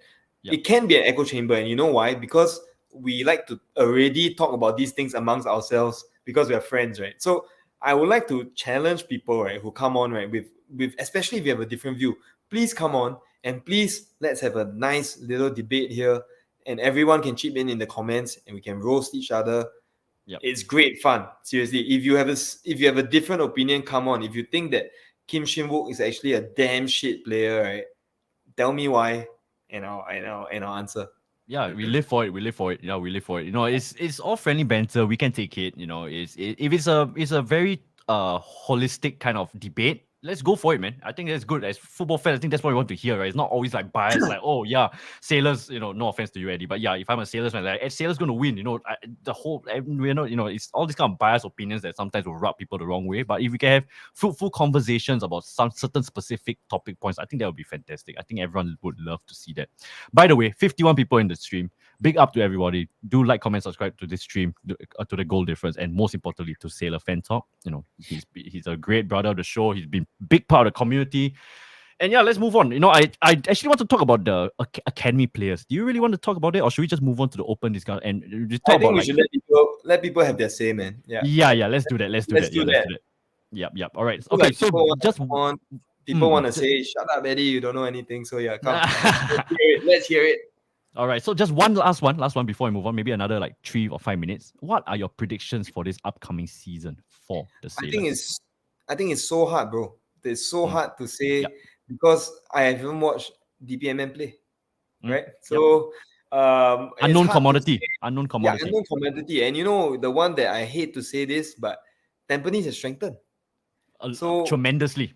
Yeah, Tampines is strengthened, and that scares me a bit, right? Because I really don't like Tampines. A lot of it, I don't know why. Like even the color yellow disgusts me nowadays. Like I just don't like Tampines. Like yeah. So I mean, I don't know if it's just a rivalry I'm building up in my head, but I don't like Tampines.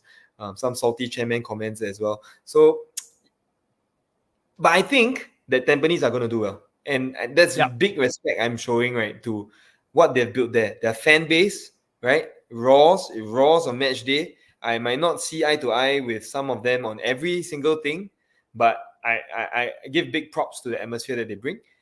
Gavin strikes me as a very smart coach, very humble coach. I like people who are very humble, right? I think Gavin is really someone I respect. And some of the players, I mean, I don't like Boris, but he scores a lot of goals, man. So Tampines is one to look out for. DPMM is an unknown quantity, but they always have good foreigners because of the money that they have.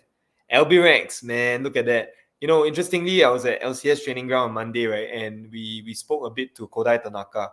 Kodai actually said that, the number LB Ranks number 9 is his junior in university. And then I asked Kodai, a good player? And Kodai was like, yeah, very good player. And so, LB Ranks is going to be good again. So it really depends on how good LBX is going to be as well, whether or not Sailors can win. Yeah. Maybe give your second first. Of course, you're gunning for champions, right? But realistically, champions. All right, yeah, realistically, I think that's fair. Okay, let's move on. Let's go on to the spicy, the good stuff, right? The good stuff, right? All right, so I'm going to, let me close the slides, get out slides. Terrible slides from me, Brendan. Terrible. Anyway, okay. So, open discussion. There's going to be a fantastic one. Again, I do want to say that we want to entertain people here, right? So let's try and keep it short and sweet. Just come on, say your point. We'll address it. And if it's a spicy topic, we'll go on for a bit longer. But then we'll give respect to the people waiting on board, whoever they want to come on. All right. So I'm going to send the link in the YouTube chat, right? And I'm also going to send it in the Goal Difference community chat. Should I just send the final? Yeah, I'll send it on Final Whistle as well.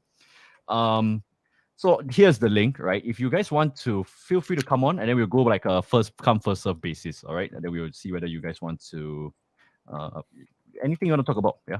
Let me say in the chat to come on and say your piece. Please be mindful of language as well. I think that it will be very respectful, and yeah, just keep it on topic. In a way, maybe more Sailors centric. All right, more Sailor centric. Okay, we have our first guest coming on. I see his name. I see his. Wow. Let me add him onto the stream. It is. It goes fast. One and only. What's up, guys? How are you doing today, mate? Doing great, man. Hope both of you are feeling fantastic. Obviously, because the season's about to begin. Well, technically, it's already begun, but I'm excited. Yeah. Are you wearing sunglasses, bro? Because the future is so bright. Or yeah, indeed. I see a bright future ahead for the SPL.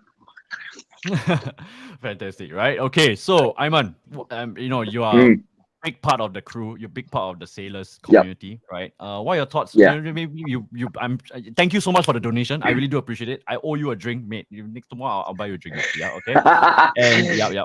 And what are your thoughts about overall? Maybe you can concise it. Just a quick your thoughts about this coming season for sailors, and who are you most excited to see in the sailors uniform? I'm not gonna pick specifically, so I'm just gonna say everyone who is gonna be part of the sailor squad, be it the first team, the academy team, the women's team, you name it. I'm excited to meet everyone because so, as I will always say, big adventures would be discovered eventually once you get to experience them. So whatever it is, I'm excited and I'm looking forward to the surprises that the sailors, let alone the SPL, is gonna bring not only to me but to everyone around us. Very well put. All right. So who is the most in terms of the incoming player? Okay, I just one quick question for you. Or two quick questions. Most impactful departure and also who are you most excited to see for the new signings? Departure, it has to be Hasan Sani because he was like our best performed player in my opinion. He literally carried our defense, and with him gone and with the shoes to fill for our current keepers, I think it's gonna be a uphill battle. Who can really hold the responsibilities that Hasan Sani used to had for us. So yeah, and the most exciting player to play in the Sailors, I might have to say Koray Tanaka because we've seen him perform at LBX and we've seen him how he's able to destroy defenders last season. But with a new club, new players, I'm looking forward to see how he's gonna adapt to the team, and I'm looking forward to see if he's able to live up to what he has showed us last season. So I think he's going to be an exciting one. But I think this player, I think because in my opinion, from my view, I've never seen him play, but I think he's a player that I would really want to see shine this season, and that guy would be Danish Koyum. Considering that he's like one of the surprising signings for LCS, so I want to see him play. I want to see what he's got for the Sailors, and I want to see him really make our jaws drop. Yeah, fantastic. Very well put. Oh, sorry, I'm so sorry for that. Okay, there are people waiting in the stream, so I'll, if you want to come on, if we are doing like a short open discussion at the end, just a friendly, open discussion, I'll invite you back on, Aiman. Thank you so much for coming on. Yeah, again. I'll see you tomorrow. If we don't catch it, I'll see you tomorrow. Yeah, at the game. Cheers, mate. Yeah. All right, cheers. I'll see you. Thanks, bro. Thanks, brother. All right, so bye. Oh, that was a bit awkward. He's still saying bye before I. All right, so we've got, let's see, the Peng Guan. There's two of his streams. Okay, I think this one is glitched out. Hold on. Oh, there you are. Hello there. Welcome to the stream. First time on the stream. Thanks for tuning in, and maybe you can introduce yourself, mate.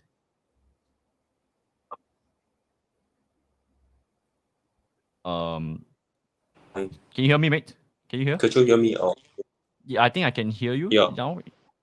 Yeah. Go ahead. My mic. Yeah. I think it's lagging on your side. If I'm not, yeah. Can I ask you a question? But okay. Do you need Can I ask you about LCS? But do you need? I'm so sorry. But do you need like substitute for your like foreign players in LCS? Because you see, Brex has a lot of like foreign players. So do you need an extra substitute for a striker or winger? Because our attack is actually not as good as you like think in the last season. Yeah. So do we need some good attackers, or do we need a spare like foreigners in order to win a game? Yeah. What about your thoughts on that? Yeah. No, I think I know what you mean. I think you're asking whether we can have like substitutes who are also foreigners who can step up to the levels of like Kodai Tanaka. I think unfortunately it's difficult with the foreign player restrictions lah. LBRX obviously they have a special treatment because they are a Japanese-based club, and so they get Japanese substitute for a Japanese starting player. But obviously, we can't have that in the Sailors because you need your foreign spots to be filled by local Marquee players. marquee players. So your local players have to come off the bench lah. I think it's a bit difficult to have that kind of depth where you can have a foreigner take over a foreigner kind of thing because of it's just the number of spots that you have lah. Very fair. I hope that answers your question, Penguin. Yeah. Okay. Yeah. Thank you. Awesome. Thank you, Penguin. Will you be at the game tomorrow? Yeah. Yeah, I'll be at the game tomorrow. Yeah. Awesome. All right. Okay. See you, man. Looking forward to meeting you. Yeah. We definitely look forward to meeting you, mate. Thanks for coming on the stream, and thanks for the support. And very good question there. It's a very fair question, and we'll see you tomorrow, mate. Cheers. See you. See you. Okay, awesome. So now we have another friend of the show. Here comes. He's smiling. I can see him smiling in the waiting room.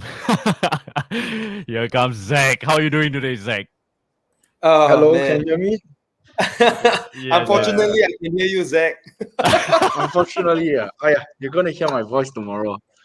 Oh man, I'm gonna see you in person. Even worse. Yep. Zach, by the way, because you didn't go for the community shield, right?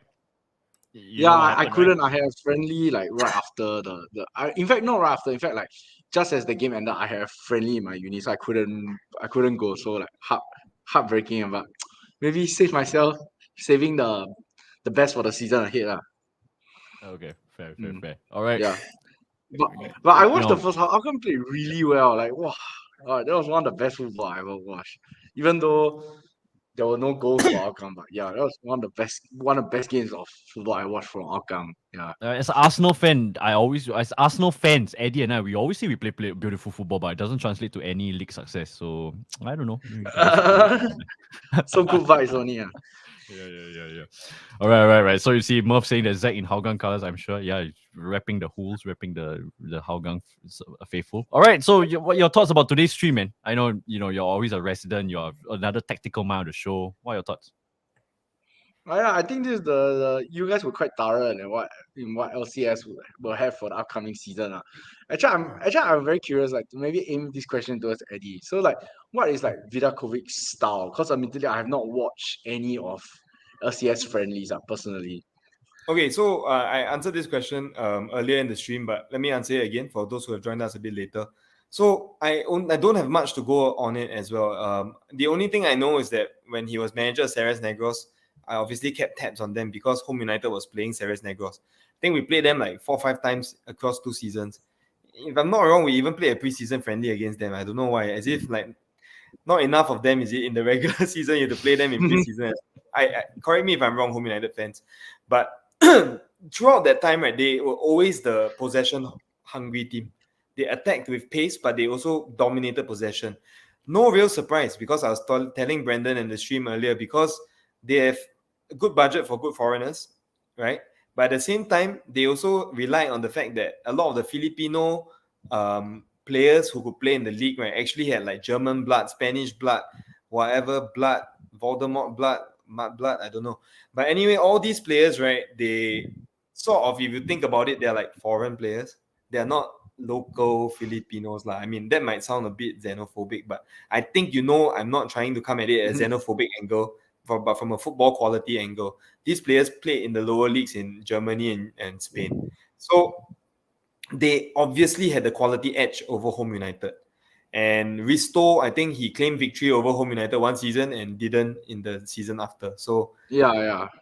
I don't have much to say, and I admitted so. I don't know, but in his opening interview with LCS, he said that he'll continue to play attacking football. But I mean, it's one of those things that coaches must say lah. If you say I'm here to play defensively solid football with and you are coach of LCS, you're asking to be shot, right? Honestly, so I think the proof is in the pudding or in the eating of the pudding. So let's unwrap the pudding tomorrow night and eat it. Yeah. Oh yeah. Maybe just one last question. I heard Tanaka is not fit enough to start, but he probably start from the bench. I heard. So is it either that under 21 or under 23 foreigner, or is it Abdul Razak probably starting up front, right? That's what I heard. Yeah, I can neither confirm nor deny that. I have no idea whether Tanaka is starting. He looked kind of fit when I met him on Monday, and he said that he's aiming for 40 goals this season. I reminded him in broken English and broken Japanese that the season is shorter than last season, where he didn't get 40 goals. He laughed and said, "Yeah, 40 goals is my goal." So, I mean, I hope he plays tomorrow because there's one less match that he can get the 40 goals, man. But yeah, I hope he's fit. And if not, I think we should still have enough, Like, I don't think it's a good excuse to say we cannot beat Tanjong Pagar because we are using Abdul Razak in attack. If you still have Maxi, you still have Shawal, you still have all your other players like Hami, and yeah. So yeah, no excuses. I will not like text my friends and say, "Oh, tonight is okay lah. Sailors don't need to win because we're playing Abdul Razak." No. Yeah, I think we're going for the win. All right. Awesome. Okay. In the waiting room, actually, there seems to be, I think it's only 3 of us right now. So with Aiman, so I don't think anyone's gonna come on anymore. So if you wanna leave it open, I can bring Aiman on. We can just talk a little bit about general SPL sailors. Maybe we can talk a little bit about Community Shield last week, and then we can hang on for like 10 or 15 minutes, and then we'll call it a night. Does that sound good to everyone? Yeah. All right, so just maybe, I don't know, I expected a bit more people to come, right, after today's some comments here and there, but all right, we'll just leave it and said it. All right, so Aiman's back on the show. Aiman is back on the live stream. Sorry to keep you waiting there. All right, so if anyone is still willing to, if anybody still wants to come on, feel free. You guys are more than welcome to come on and say your points. Maybe you want to say a statement. You say maybe Sailors are going to finish 8 or 9 in the league. Say it here. Don't worry, it's a controversial take, but we will take it. Yeah. Brendan, can I Alright. add something? Yeah, go ahead. If I think some people might also be shy or they think that I think this was actually said in one of my YouTube videos as well. Someone said, "Hey, don't need to argue with Eddie lah. This guy's a lawyer. He will just like argue. He'll just win the argument." Please don't. I mean, I always in good faith I will try to answer all your questions. I never like to pull out that card and say, "Oh man, you don't know what the shit you're talking about. I'm the Sailors fan. You're not." So if you're shy to come on, it's okay. Just leave your comments there, and I'll address them as well. So I think but you know what I really liked about today? I like that someone actually said that he didn't like sitting with the crew because of the drumming thing. So, and I invited him to DM me, right? So hopefully he DMs me to tell me, like, to clarify a bit like, what does he mean? Does he mean that he doesn't like drumming In general, yeah. in general, and he's that kind of guy who prefers a bit of quiet. He just wants to watch football, which, as I said, big props to him because he's still coming to the game, still contributing to the national football scene. Or does he mean that particularly the crew gets on his nerves? And if that is the case, then I hope he DMs me so that we can find out how we can improve. And I'll tell you a very funny story, you guys. I don't think Charmaine and NG will hate me for telling this story. You all know that Charmaine and NG are huge LCS fans, right? At the same time, they also are huge fans of local football in general. So I think even though they were supporting LCS, they were not impressed at all that some of sections of the crew were booing when the Young Lions players went down injured. Of course, as you know, in stadiums, it is common for fans to boo opposing players who go down. Yeah, opposing team who go down injured because we always assume they're feigning injury, right? It is only when it looks like they are faking or not faking it, right? Then we sort of hold back and we remind each other, "Hey, whoa, it looks like it really is like very injured lah." So let's cool it with the booing and all that.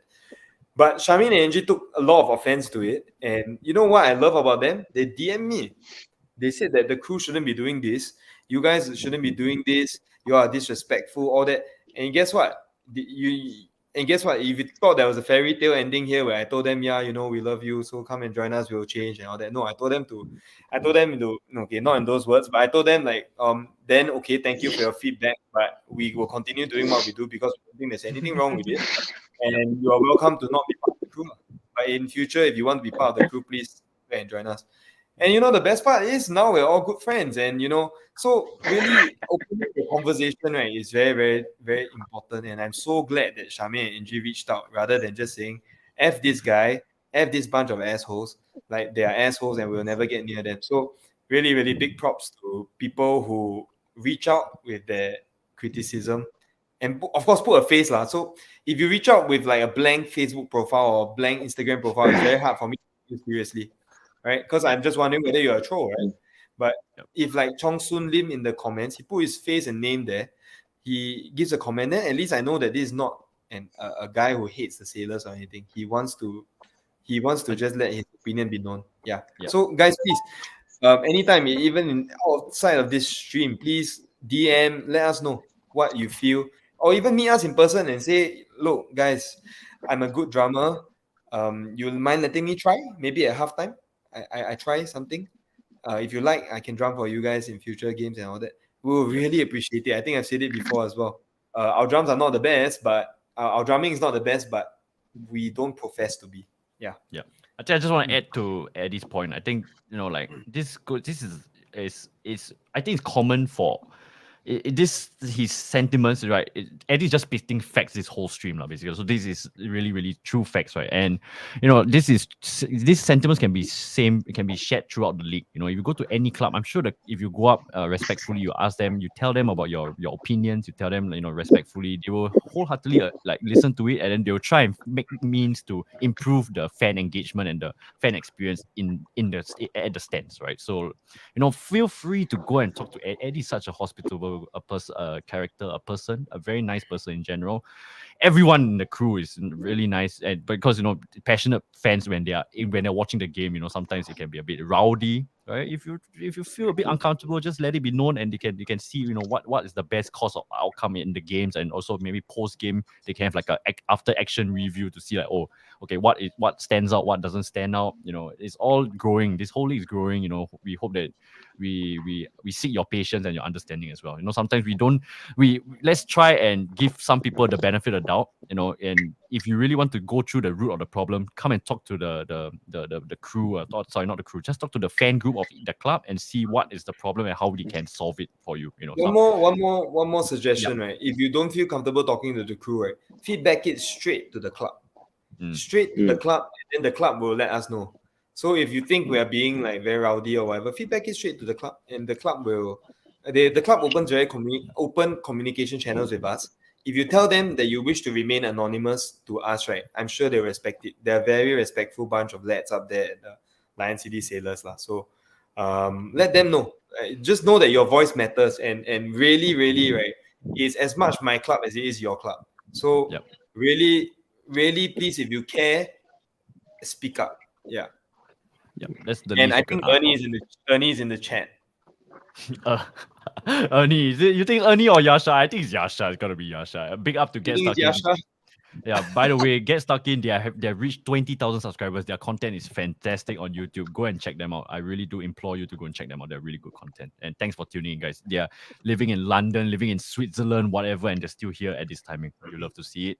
Showing support to the Goal Difference and the community. Cheers, lads. Really do appreciate it. Okay, so I think we're just going to keep it like free flow here. I'll just give the time to it's Ernie. So it's Ernie. Wow. So Ernie is sorry to digress a bit. Ernie is he's Italian, studying and living in London right now, and his father actually lives in Singapore. Right, and he's been to Singapore a few times. So next time when he comes to Singapore, right, I'm gonna bring him to like a Sailors game. I'm gonna bring him around, and he says he supports Tanjung Pagar because he's the family stays around Tanjung Pagar area. So he's gonna come down. I'm gonna force him to come on for the game, and he's an AC Milan fan.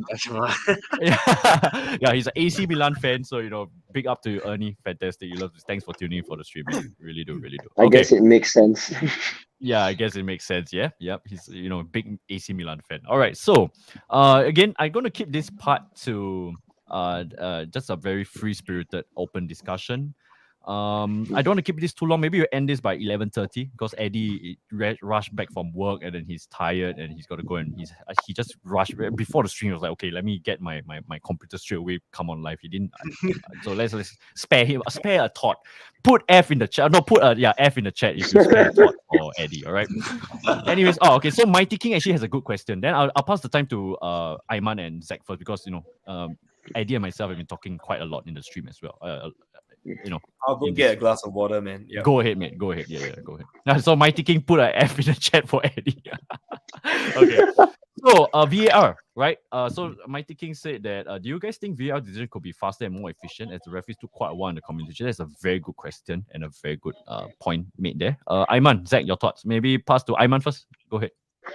Mm, I haven't really seen the game of the Hougang S Competition. Albrechts, but I've heard a lot of bad stuff. So I would say surely we have done better. I mean, it's the first game, so I would say I might let it slide. But then if by the halfway of the season the standard is still not as great, then I think VAR shouldn't be in place in the first place, in my opinion.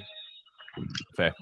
Okay, that's a very fair, valid criticism. And yeah, funny thing, if you watch our vlog, the goal difference vlog, Joshua, co-host Joshua Consencio actually took out his phone and then he called it out. It was onside, the second goal, like way faster than VAR. So I don't know. It took quite a while. Maybe it takes some time to adjust a bit. Yeah. Zach, your thoughts? Okay, personally, like in terms of like how it was executed, of course it can be improved. Like for the second goal, the official flag offside. Only VR saved his ass, from the game. So it's still down to the refereeing still being questionable at SPL level. But I genuinely think VR in general is a good thing for the league because it brings a sense of professionalism, and like two is like players can't get away with things that they used to get away from, that kind of thing.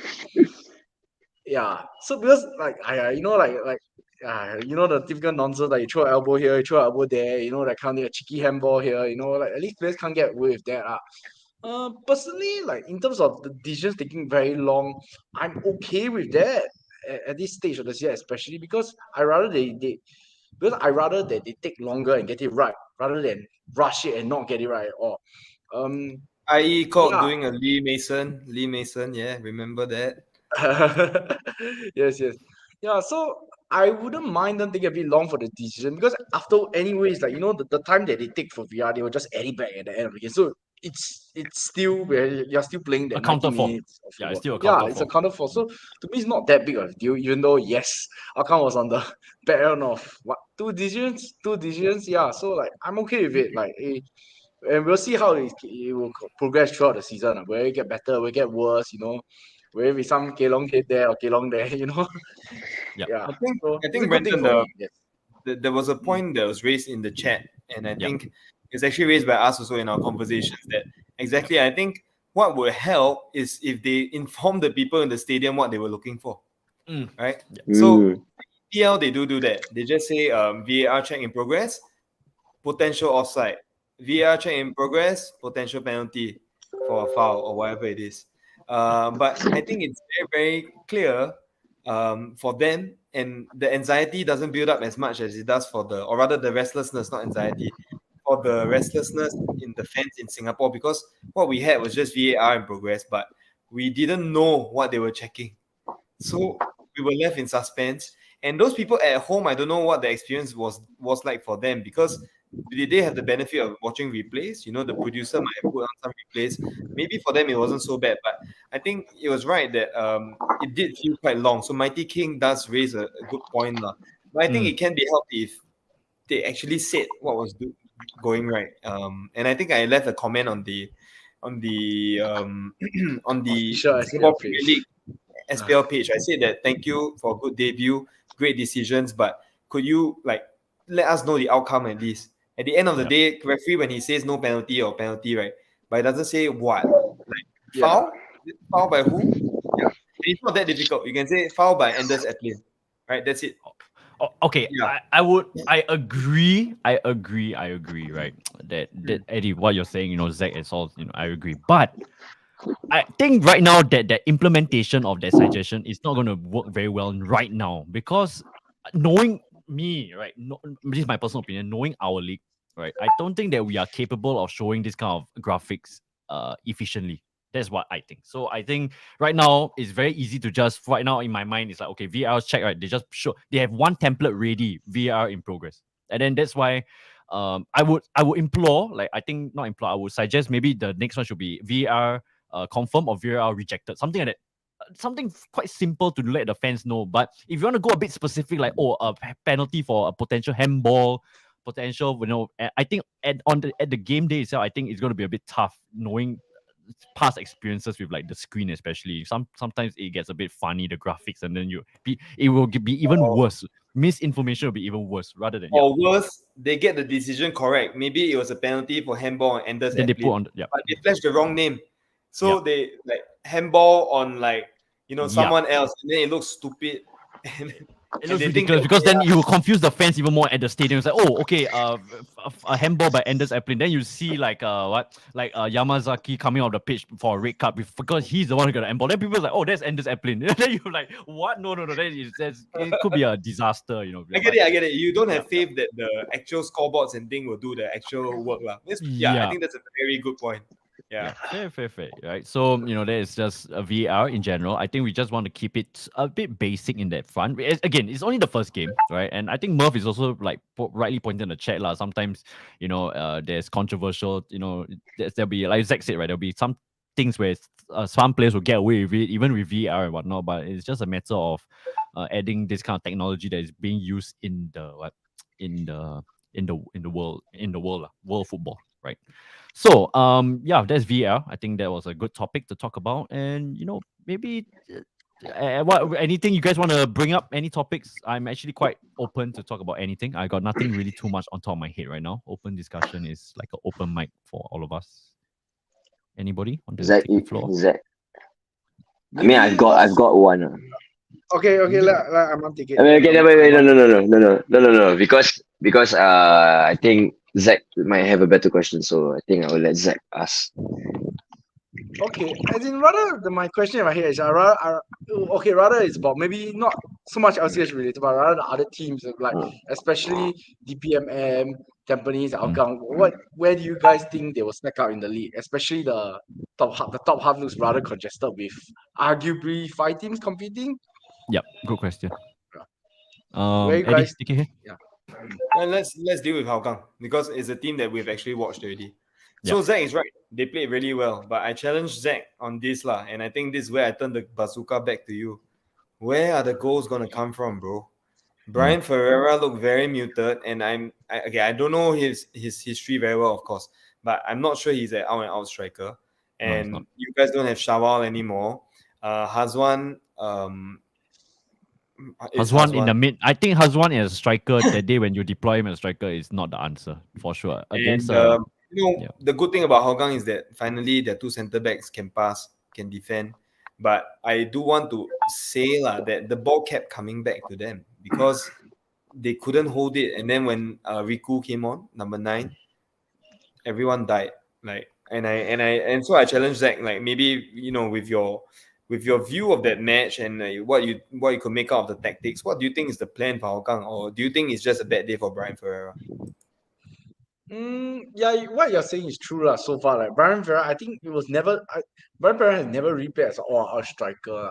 But depending on how Hougang play, I mean, he could play a false 9 up front. So that's really down to what Fidalis wants to do. Be it like, let's say Sahil playing a false 9 or whoever playing up front. So that's the thing.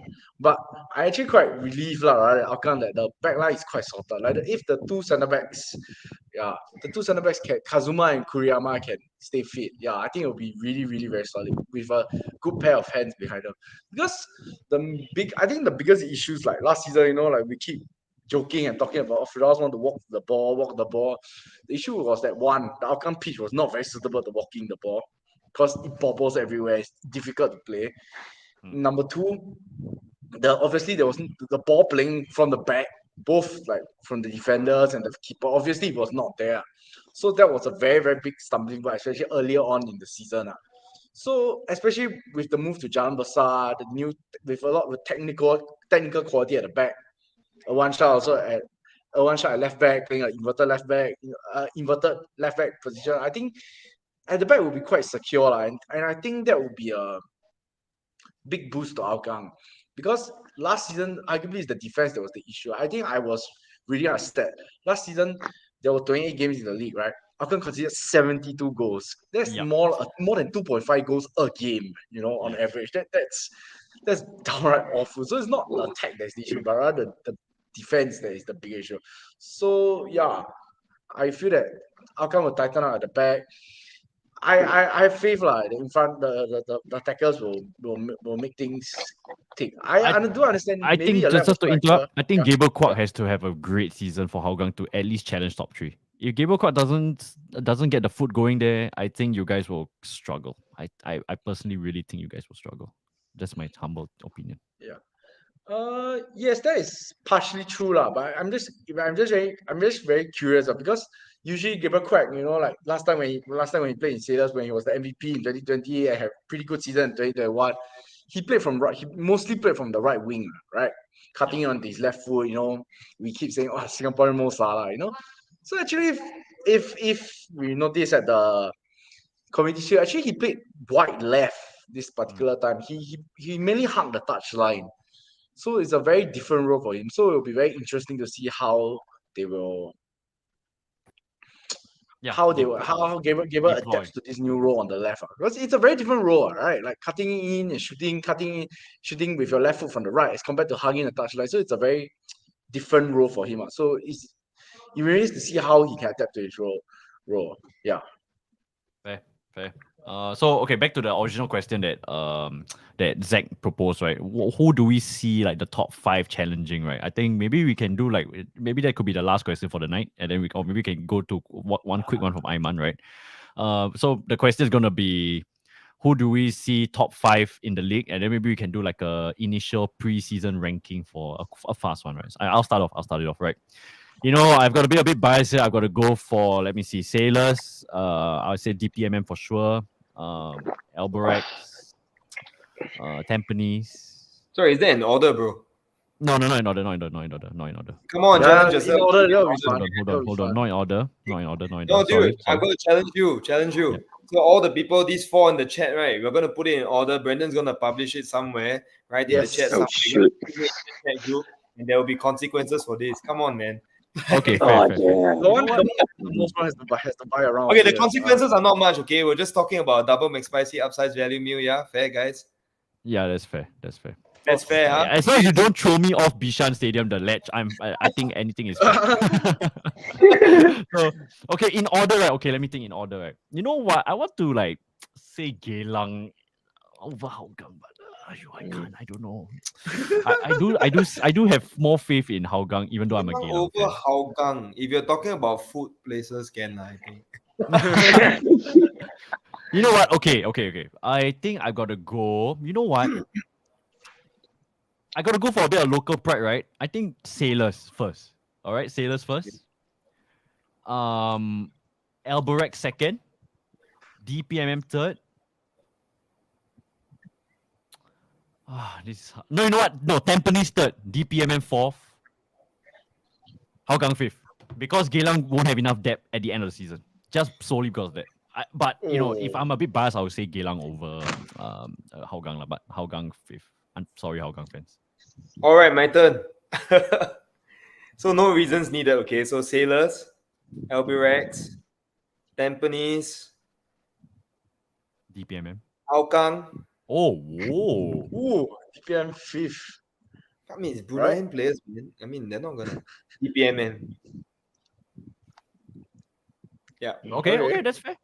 We don't have to give our reasons. If not, this will go on forever. Yeah. Yep. Okay, I'll go next. Young Lions first. For me, personally, don't mean to rock your vote, but I think Albrecht will be first. Yeah. Lion City Sailors second. Maybe a bit biased for me. Hougang third.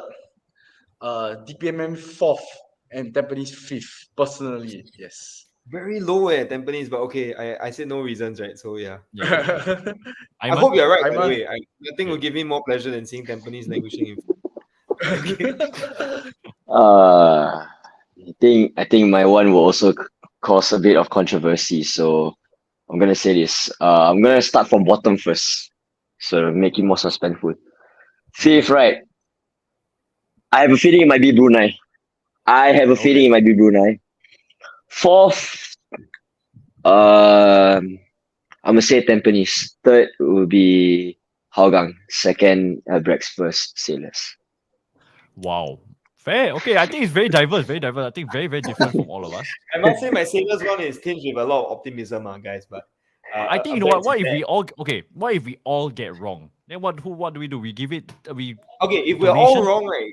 If we're all wrong, the value of a double McSpicy upsize value meal, we have to donate it to the Ronald McDonald Foundation. Okay, fair. We Fair, can't even eat the burger because we deserve it for being idiots. So we have to Yeah. donate. I mean, donate it to- I wouldn't. Wrong means sorry. So wrong means what? Like not everything correct. Right?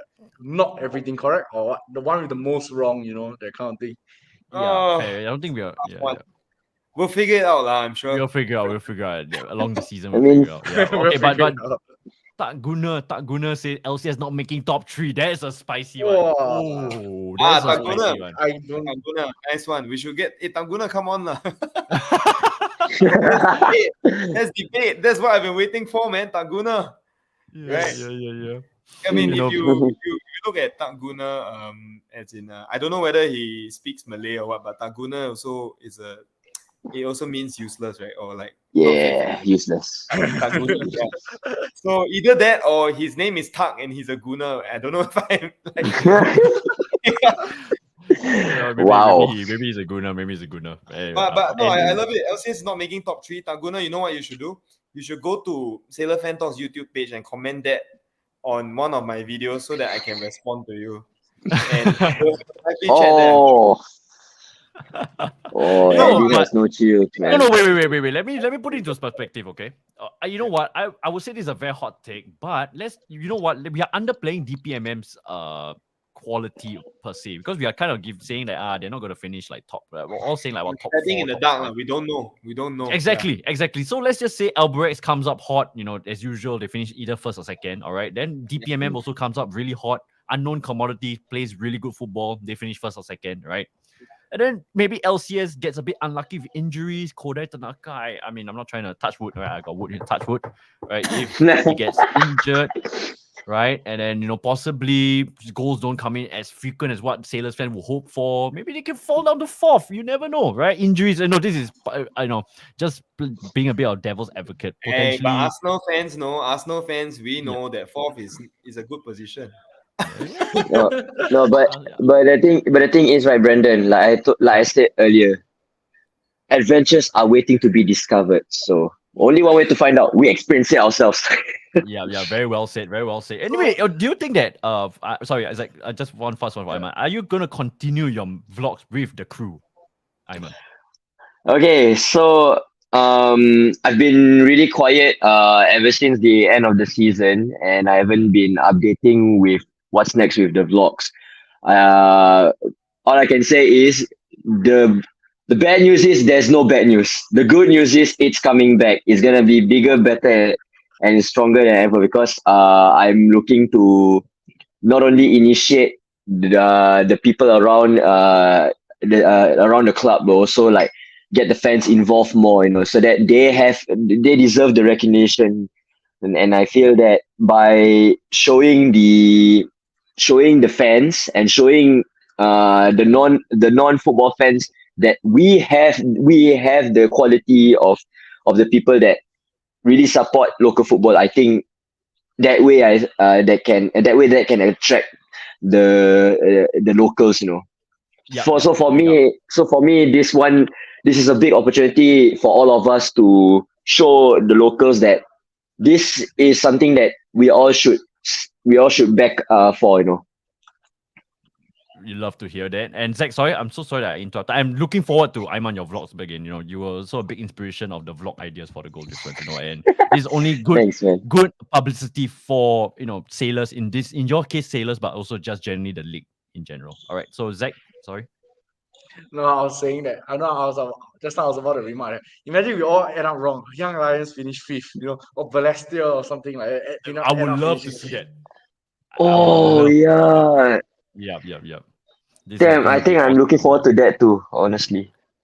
Bro, Balestier, I mean, they could make. They have the Koza dude, right? That plays for which team that beat Spurs in the Conference League? He has playing FC experience. Mura, Yeah. Yeah, Is it? Mira or something. Yeah. Yeah.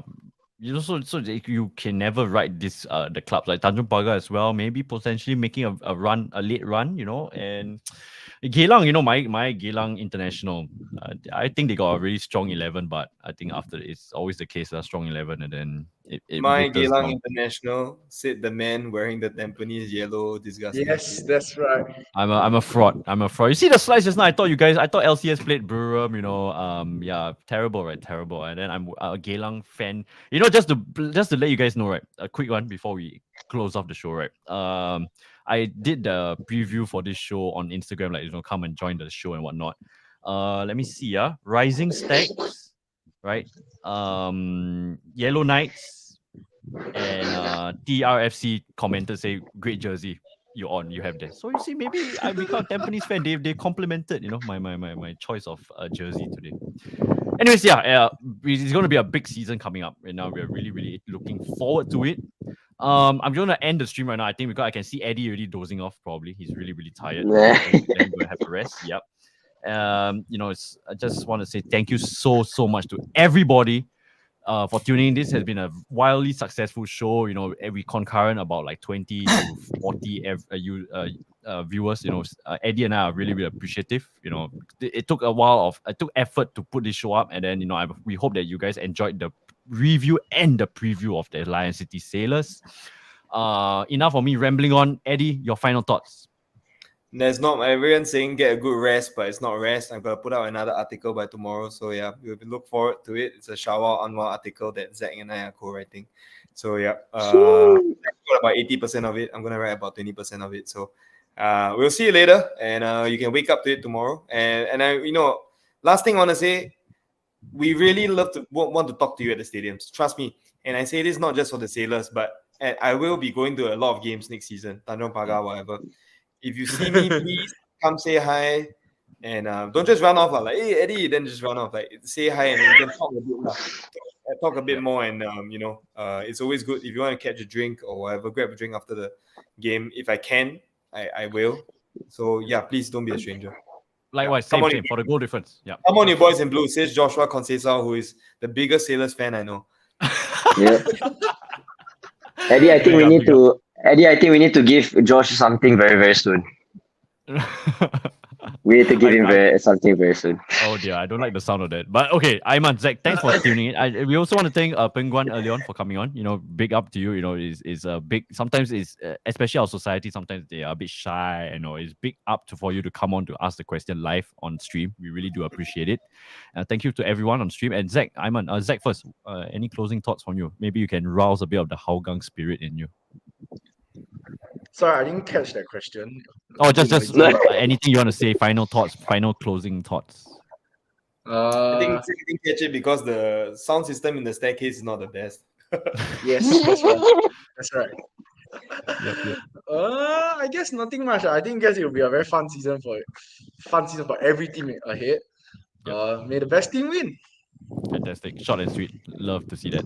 Something I need to learn. I'm too long and too dry. Anyway, Aiman, fantastic. All I can say is I'm looking forward to meet everyone again for the upcoming season, be it the new and or old fans.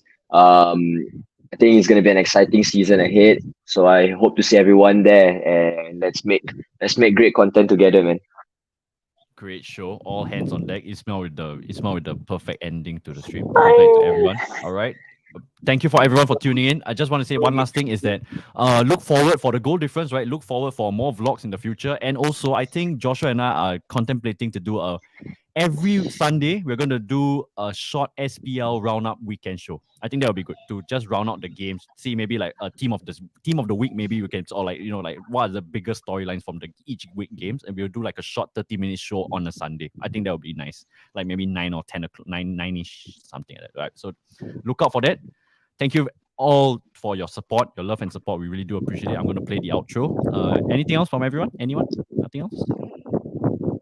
Nothing else? I see. No. Okay. Eddie is already. We're getting ready to write his article, and he's gonna crash really hard soon later. Anyway, I don't want to keep you guys waiting anymore. I'm gonna play the outro. Thank you everyone for tuning in. See you guys tomorrow, and I'll see you guys in any future games. Aiman, Zach, Eddie here and myself, Brandon, we do appreciate the love and support, and take care. Good night, and see you guys tomorrow or any future SPL games. Take care, lads. Ciao. Woo!